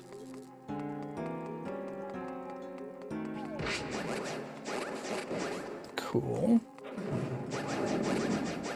Stalfos them to death. Jump over the ledge. We've been here before. Is the door still open behind us, or did it close? Okay, good. But we have a key now, so that changes things a little bit. Let's see. That's not going to be bombable. It's just showing us that's where we fall from above, I think.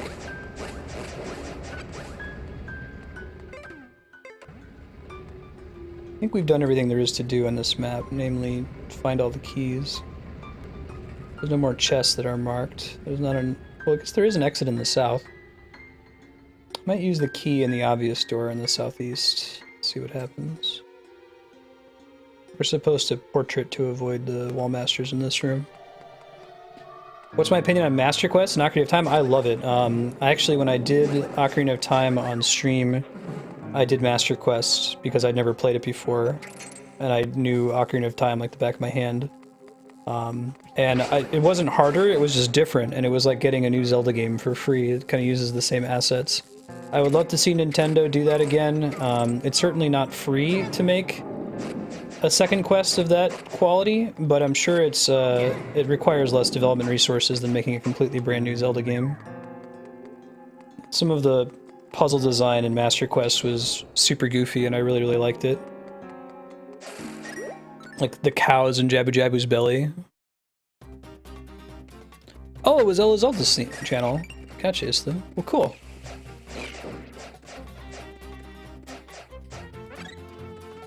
You also check her channel out, twitch.tv/RT_LOZelda. She's awesome. She is a real-life colleague of my wife.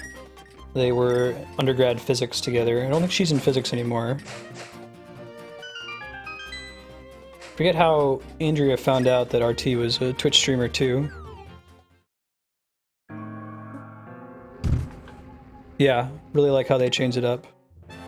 It would be cool if they did it again. I understand why they don't and they haven't. Like I said, it is not free to make something like Master Quest.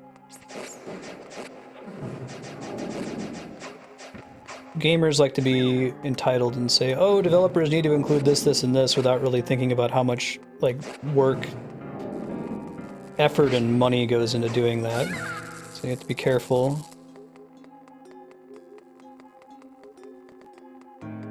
There's no such thing as a magic switch, no matter how easy it seems.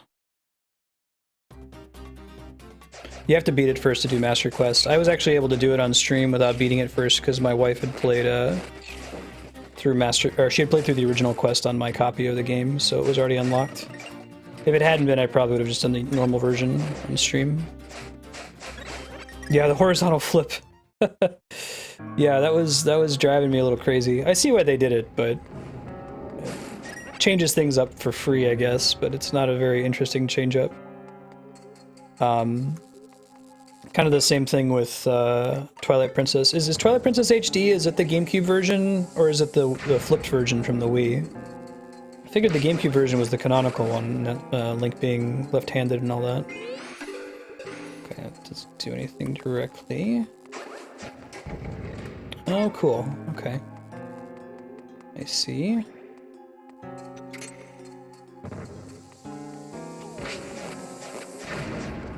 Forget who the boss is in here. We'll find out soon enough. Alright, there's a key. GameCube one, gotcha. Ow. Oh, that's right. So there's another cool effect of the wall. I just completely forgot about it because it hasn't come up yet. But if a wall master is directly above you and there's like a grate above you, it'll try to slam down onto the grate instead of slamming down onto you. I thought that was really smart. Alright, secret passage. Yeah. No, it certainly felt like the combat in the Wii version was tacked on. It was motion controls for motion control's sake. Whereas, as much as I have problems with Skyward Sword, the combat in Skyward Sword is very good, I think.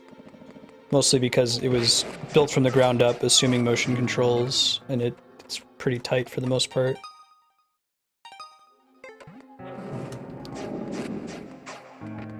I feel like when I swing the Wii remote that Link does what I tell him to he does what I tell him to do, you know? But I don't feel like that's true in Twilight Princess for the Wii.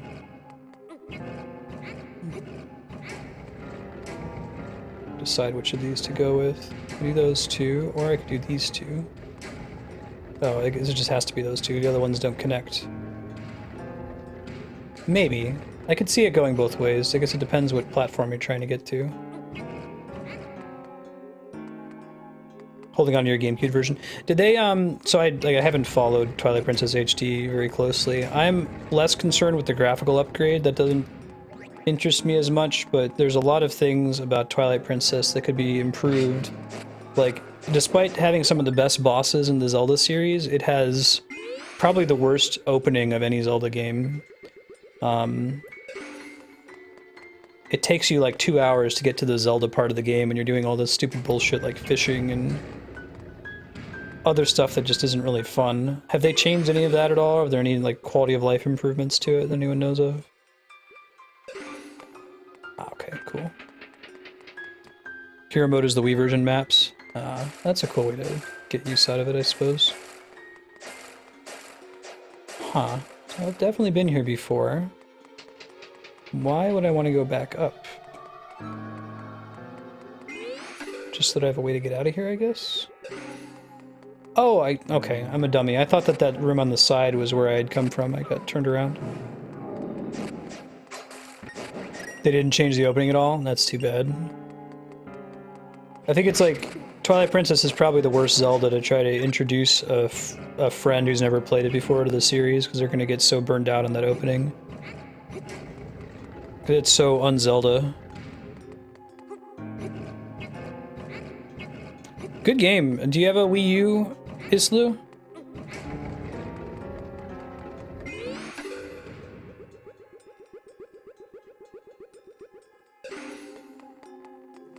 There we go. I think it's probably worth picking up, especially if they ever put it on sale. Nintendo's been a little bit better about actually putting things on sale. We're not quite at Steam levels yet, but baby steps. I think I'm immune to being grabbed when I'm painting as well. Oh right, this is one of my favorite things about Link Between Worlds. If you're not tabbed in, you might want to tab in. This is pretty cool. I love that. That's so cool. It uses 3 mechanics that were already present in Zelda and fits the 3D into it. So I'm standing underneath the grate. I have to bait the wall master into slamming down on the switch to open the door for me. That's outstanding. This game has so many cool little things like that that are just very clever.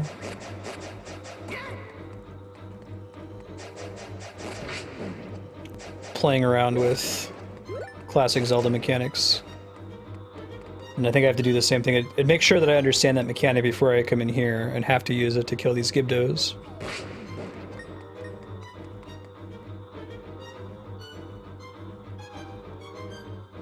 Don't have a Wii U. Yeah, I'm really excited for Zelda Wii U. I'll probably do a marathon stream of it. I'll shut down my normal schedule and just play it till we beat it. Because I just want to play it really bad when it comes out. Uh-oh, this moves really slow. But the timing on the Wall Master is pretty perfect. Oh shit, not as perfect as I thought. Less perfect. Decidedly less perfect. You don't realize what side of the wall you're actually on. Okay, and I can't cross there. There has to be some other shenanigan going on here. Oh, I get it. Okay, hold on. This one's kind of tricky, but it's cool.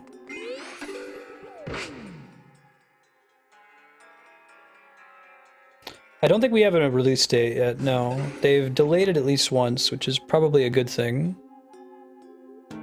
Yeah, right, Nessman? I really like the puzzles in this one.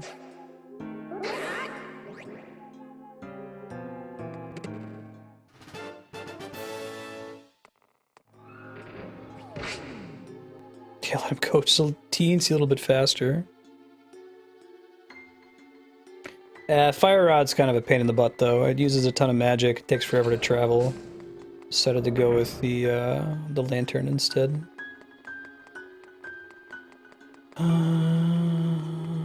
What's the deal with the big dark room? That's the boss room. Huh.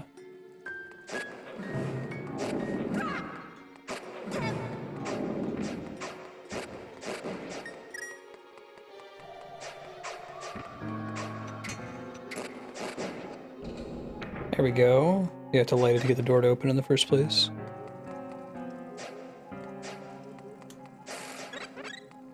Oh, really? Is there a difference? I didn't realize that. Huh. I forget what the deal is with these things. Maybe they're going to teach me here soon. Yeah, me too, Nessman. I think they finally learned some good lessons from this one. I really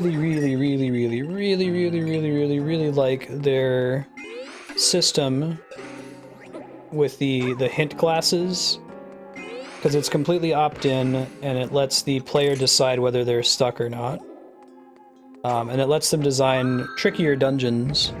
Nintendo's been doing this for a while. Like, they have the Tanuki suit in the Mario Land games that lets you get through a level that's giving you difficulty.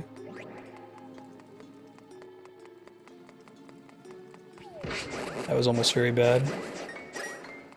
Basically what it lets Nintendo do is it lets them develop harder games, so long as they have a way for more casual players to back out of it if they get stuck. So long as that remains opt-in and it's not like the Skyward Sword Fee model where Fee's just popping up constantly to tell you what to do. And Skyward Sword was so close. It has what were they called? The Gossip Stone. That if you get stuck, you can go talk to and it gives you a hint. It just wasn't executed all the way. It's a half measure.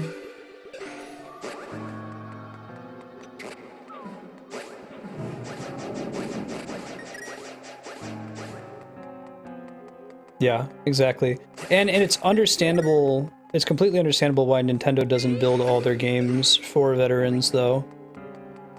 It sucks, you want all their games to be for the hardcore gaming community, but it's such a small percentage of like the purchasing base that anything they can do to make it accessible to the masses while still being exciting for hardcore gamers, I think we should applaud. No more half measures. Alright, so we want to be a floor up when we attempt this. Can I get this guy out? I don't think so. It might involve dropping down from a higher level. Definitely, though, at some point we have to get on the higher level here. And then work our way all the way around the level. Question becomes, how do we do that? Ding, ding, ding, ding, ding, ding, ding, ding, ding, ding. And I can exit here, but that doesn't do anything good right now. I'm not as used to challenging games. Well, it's interesting because, like, the challenging nature of really old school video games wasn't necessarily by design. Like, they didn't just decide, let's make these games really hard. Often it was because the game was bullshit. Like, there were bugs or other issues, shitty controls that made it hard. Or it was because the game was ported from or inspired by arcade games, where they needed to make it somewhat difficult so that you'd put more quarters into the machine. And it's only kind of been recently, in the last 10 years or so, that we've been moving away from like having the point of a game being to get the highest score. Like, very few games these days care about score. But you still saw it printed on something like Super Mario Brothers, where, you know, at the end of the day, who really cares about score in Super Mario Brothers? I certainly didn't. Can you get a sword upgrade every 2 Master Ores? Is that how it works? Been a while. Let's try going around here. Nope. I have to fall on a different side. Only one save or you die and have to start over. Absolutely. The kind of stuff that's just bullshit. It's like, it's the future now. Like, we've decided certain game mechanics work and other game mechanics don't work. One of the game mechanics that doesn't work is an arbitrarily nasty death penalty. Like, the penalty for death is that you died. Unless if you have a really compelling reason to do it, you don't need to have anything that's nastier than that. I think that Dark Souls does a really good job with its death penalty. It feels substantial without being overly punishing. Aw, crap, Jemima. Welcome back. There's another one that we're going to want to drop down to. Try to loop around. Yeah. Difference between finding a challenge versus a bullshit challenge. No, absolutely. There are games that are needlessly easy. Like, you have to find a balance between just brutally difficult and, like, what's the Prince of Persia remake, where whenever you'd fall into a hole, like, character would just pick you right back up and put you right where you started. There's no feeling of failure. I don't think that's the right way to go. I need to fall back into the same hole I was in and then try to loop around.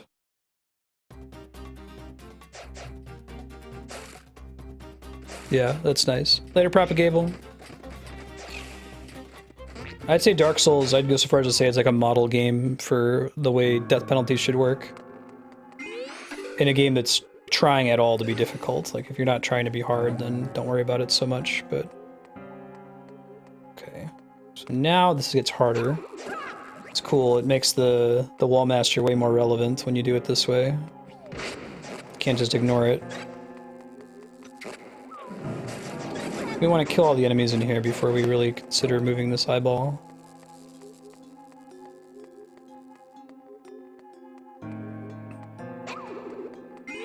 I like how that thing has, like, Simon Belmont gravity. It tends to want to land rather than get stuck. I think we're going to have to deal with another Wall Master soon. I'm going to try to bait it out. Might be that I need to hide it under these things. Is that right? Bait it out and kill it, set the cooldown running again.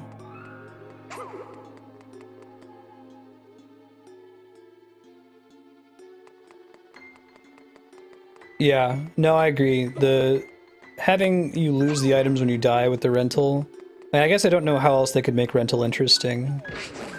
But it is pretty punishing, especially if you choose to buy all the items. It just adds a hassle to you. I think having to spend a bunch of money to buy it is an interesting rupee sink, but if all you could do was buy it and you needed rupees to progress in the game, and if you bought the wrong item, you'd have to farm, that would be sucky. So I wonder if it started as just buying and they added rental after the fact. Like, well, what does rent mean? Well, maybe that means that when you die, he takes them back, you know?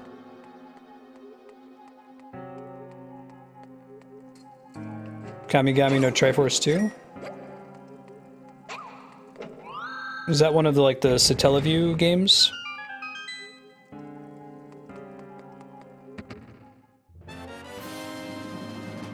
Yeah, I try to. So I actually use I use how long to beats estimates for game length, like for determining what game I'm going to play next men, because I think that, you know, on average you can still determine a minimum, or you can compare different people's game lengths to get a general idea, a relative idea of how long a game is. So I think they're useful in that respect, but absolutely, like, a game could appear to be 100 hours long for one player who's going through and trying to find everything, and someone else could just speed through it. This is such a cool fight!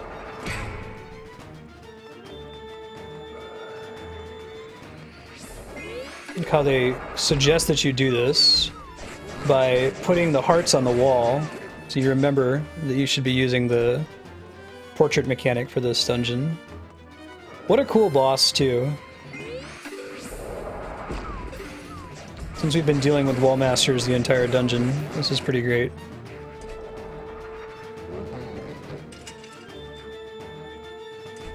Yeah, no, I hear you, Jemima, absolutely.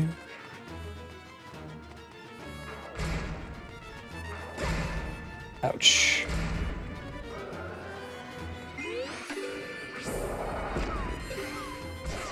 This is such a cool boss fight.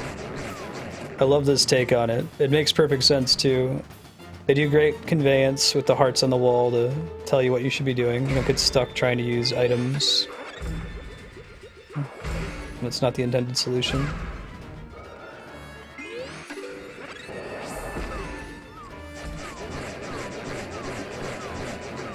We're getting there.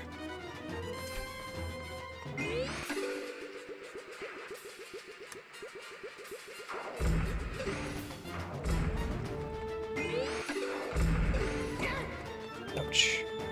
Charging up? Nope. More bullshit.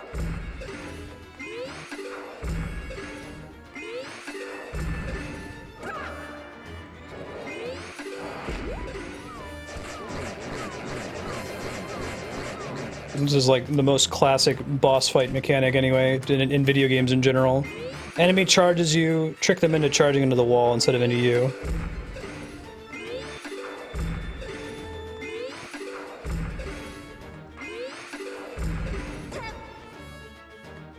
Sets on the ground for a bit.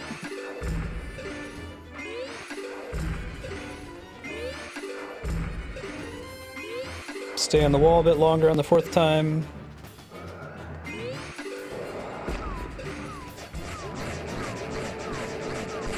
Got him. Nice.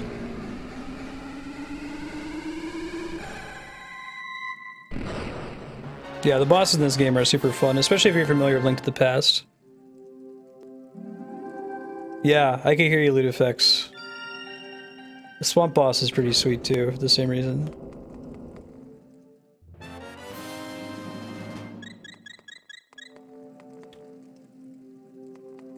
Yeah, I think that's really the only way I could think of them doing rental and have it make sense. Like, if it was an actual time rental, oh my god, that would be so irritating, right? They at least put it in the hands of the player to not die. But it's a dependency thing, right? As soon as you think of a way to change your rental system and say, well, let's associate it with player death. Well, that's cool, you're putting it in the hands of the player, but now you're creating a death penalty. So if you have two goals of have an interesting rental system and have a non-punishing death system, you have to be careful when you link those two together.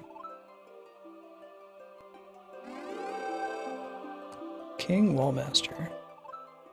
I like that you can chill out here and talk to people. Pretty cool.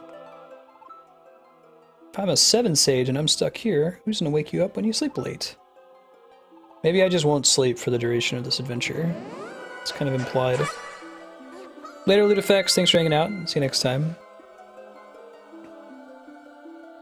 Yeah, Ice Palace boss, especially in Link to the Past proper. Oh, lovely Zelda. What is it like to be a princess from a kingdom blessed by so many happy endings? Once upon a time, Lorule was such a place, once but no longer. Lorule was just like Hyrule, so very beautiful, so very promising. We have need of a hero, and your Link is superb. We all deserve a happy ending, don't we? We can only hope Link is victorious. I have played And I actually have the Zelda timeline, like the Nintendo published one, committed to memory now from playing it so much and saying it every week. We've played Skyward Sword, Minish Cap, Ocarina of Time 3DS, Majora's Mask 3DS, Twilight Princess, that's the first timeline. The Adult Link timeline, we've played Wind Waker, Phantom Hourglass, Spirit Tracks. And then the Fall of Link timeline, which we're on right now, the last one, is Link to the Past, both Oracle games, Link's Awakening we just beat last week Friday, now we're on Link Between Worlds, and we just have Zelda 1 and Zelda 2 remaining. All of the video from the playthrough is at games.marstead.com. There's a list of YouTube playlists for every game we've played. Specifically, there's the Zelda playlist at zelda.marstead.com if you ever wanted to check them out. If it's the weekend or it's not between the hours of 2 and 6 Pacific and you're really thirsting for that premium Marstead content, I know how it can be. No! Alright, we're gonna go... Got about 13 minutes left before I sign off for the day, so I don't think I'm gonna be able to get terribly further. I don't think there's anything else to do on this side of Kakariko Village. We have to find another portal first. I also don't think I can get... Oh no, there's totally a Mai here. Let's go grab it. I might go back to Link's house and buy another item from Ravio and then see if we can upgrade it at the Mai lady. We need one more Mai first though, so let's see if I can find one. Don't think I found too many in the Lost Woods and the Light World, so I can go back there in a second. Kinda say so. Trying to beat every awesome game, and I think that every main series Zelda game counts. The only one I haven't played on Twitch, I haven't died on either of the Four Swords games. I haven't played the Game Boy Advance one because it's not very good. Like, the dungeons are all randomly generated. It's kind of a bummer. And I haven't done Four Swords Adventures for the GameCube, which is good, but would be very difficult to stream because you've got 4 people with Game Boy Advances connected to the GameCube. Like, how do you capture all that and get it to work? I don't know yet, but I do intend to stream it eventually. Oh, right, I forgot about this. I think this is the last piece of art that I found in my main playthrough. I don't know why. Yeah, we've been at this Zelda series playthrough for about a year now. I think we started it in like late spring, early summer. When I'm done, I think I'm gonna go through on YouTube and collect a couple frames from each session and like make a montage video of all the Zeldas in chronological order. That would be a fun project.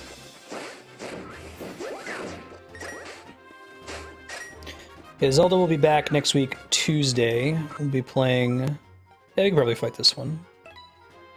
We'll be playing Link Between Worlds. I don't think we're going to beat it next Tuesday, but we'll come pretty close, and then we can jump into Zelda 1. Love they use this opportunity to bring Zelda 2 music back. I love the temple theme. We hear it so little elsewhere in the series.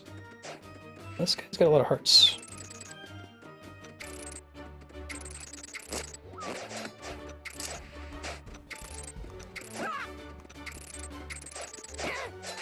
Can't really punish him when he uses it, can you? You only get one sword hit off, too.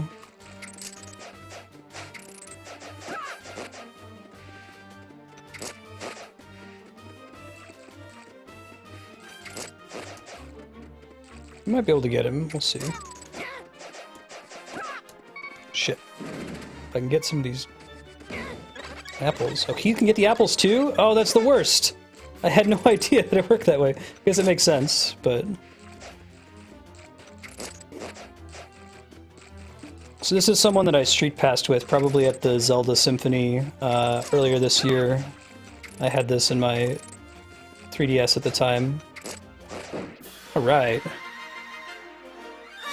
Thank you, Jemima. I appreciate that. I post every VOD from this channel onto YouTube, so there's a stupid number of videos on there. Right, Yukupo? That's a good question. A song from Smash Melee, yeah. The temple theme, right? Yeah, exactly, Nestman. Four Swords Adventures and Final Fantasy Crystal Chronicles were both games that were a huge pain in the ass to play. Like, it's the classic Dungeons and Dragons problem of can you get 5 people into a room all at the same time to do something, or like the Rock Band problem. But if you could get it to work, oh, it was so cool. It was such a fun game. A lot of good memories from playing it, but I don't think I ever beat it. I think I started Four Swords Adventures several times. I probably started it 5 or 6 times with different groups, and we would get to about the same level before it would peter out and we wouldn't be able to continue. Yeah, really good show, I agree. We went to one a couple years ago out here in San Jose, and then we went again just this past year in December. If you ever see the Zelda Symphony come to your town, I recommend you check it out. Really, really good. They put a lot of effort into it too, like they've got this really cool video montage set up on a screen in the background, and the conductor can see the screen and is like trying to time the orchestra so stuff happens on beat with the montage from the games. So like, you know, they'll play the Master Sword theme while Link is pulling the Master Sword, and it will line up exactly perfectly. It's pretty awesome. I think you can see they have their schedule posted. I'm not sure if their current tour is still ongoing or if they finished yet.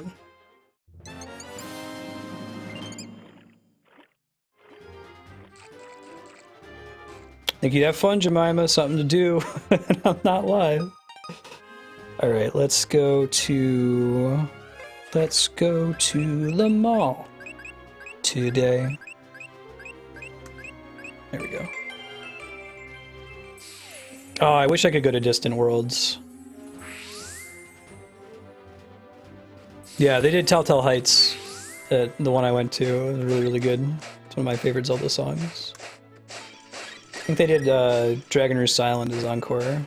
Pretty great. I told this story before, but not everyone's heard it. My sister-in-law, Lisa, her boyfriend's really into video games, and took her to a Distant Worlds concert.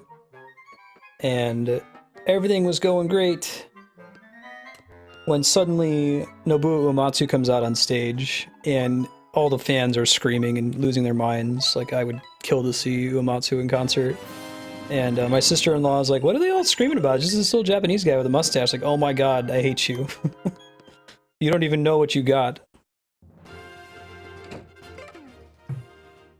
Oh, they added a single-player version of it. I didn't realize that. It's cool. Four Swords Adventures for the GameCube is really, really good. It's got some cool dungeon design. I remember, I think it's like the third world is super tricky. Gotten stuck on the puzzles there just about every time I've played it. Yeah, let's go talk to the Maya lady. We'll upgrade the boomerang. Or we have the tornado rod. Okay, we'll get the tornado rod. Specky said it was good. I think it was the last one that I upgraded in my main playthrough, but then again, I didn't find this cave until the final dungeon.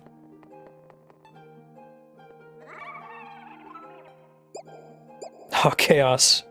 That's such a bummer. There are some pretty cool videos from Miyamoto, Koji Kondo, and is it Aonuma? The Zelda guy? They had some pre-recorded videos of the Zelda Symphony where they were talking about how much they love the Zelda series and how happy they were to have people at the Symphony. It's cute.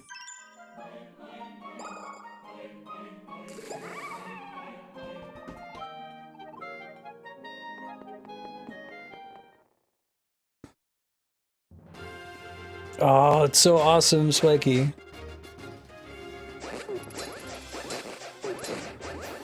You have 11 composer? He's also the tactics composer, right? And a bunch of other stuff. He's a cool dude. I like how he has a very different style than Uematsu. He's not doing prog rock. But it's still, even though it's more orchestral, it still manages to be melodic.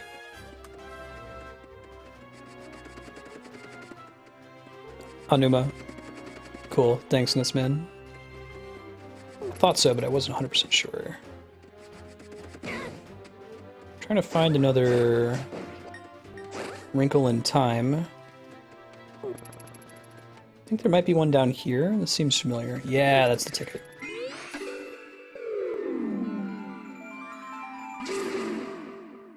Oh, right. No Koji Kondo at the Zelda Symphony for me. There was a video from him, but he didn't actually show up. Oh my goodness. This is pretty cool. This little Dark World portal here, there's a similar secret that requires using the magic mirror in Link to the Past. So they kind of mirror the secret. You know to look for it if you've played Link to the Past before. I think there's another one underneath that giant rock. What's up? Oh, cuckoo puzzle. 2D cuckoo puzzle. Oh god. 3D cuckoo puzzle, I should say. Shit. This looks like some bullshit.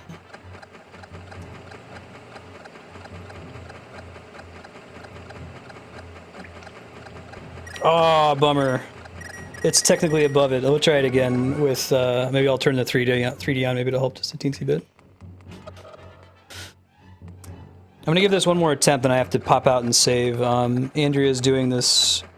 My wife Andrea, she's a astrophysicist. She's doing an Astronomy on Tap event tonight, talking about some of her research and statistical significance.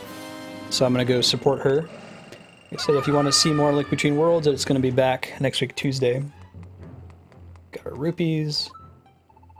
Be a lot of empty chests around the kingdom. You got it. They added a sing-along One-Winged Angel. Oh, that would be so cool. One of these days, I'll make it to Distant Worlds. Just see Black Mage's tour again.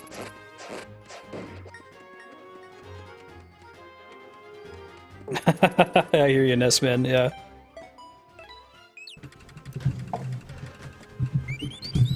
Nope, no time traveling Link to the Past. It was so called because it was the first Zelda prequel. Yeah, exactly. Physics and booze. You got it. I don't think this one's getting streamed, but maybe we can take some video and I can post it on YouTube if you guys wanted to check out her talk later. Alright, thank you everybody for hanging out. Again, I'm Marstead. I'm trying to beat every awesome game ever made live on Twitch. Other games coming up this week. Tomorrow we're starting Shenmue, which is such a cool game. I urge you to tune in for at least a little bit for it to see what it's all about. It's very different in its approach, and at the time I think it was the most expensive game ever made, and you can kind of see that with the attention to detail in it. It's a lot of fun. It's also very funny because of the still terrible voice acting at the time. Wednesday is going to be Mario Maker and Smash Brothers. We're also doing some sub-block tomorrow after Shenmue. I believe we've got... Oops. Ben sees me signing off and he thinks he's about to get fed. Can I help you, buddy? What's your plan here? We've got Thomas Was Alone, Valkyria Chronicles, and Command & Conquer. Oh, I'm sorry, Dark Star Acts for Valkyria Chronicles will be pushed out. So Thomas Was Alone, Command & Conquer, Red Alert 2 after Shenmue tomorrow. Wednesday is going to be Mario Maker and Smash Brothers for the 3DS. Thursday will be doing some more Pillars of Eternity, and then Friday will be Ogre Battle 64 and some Rocket League.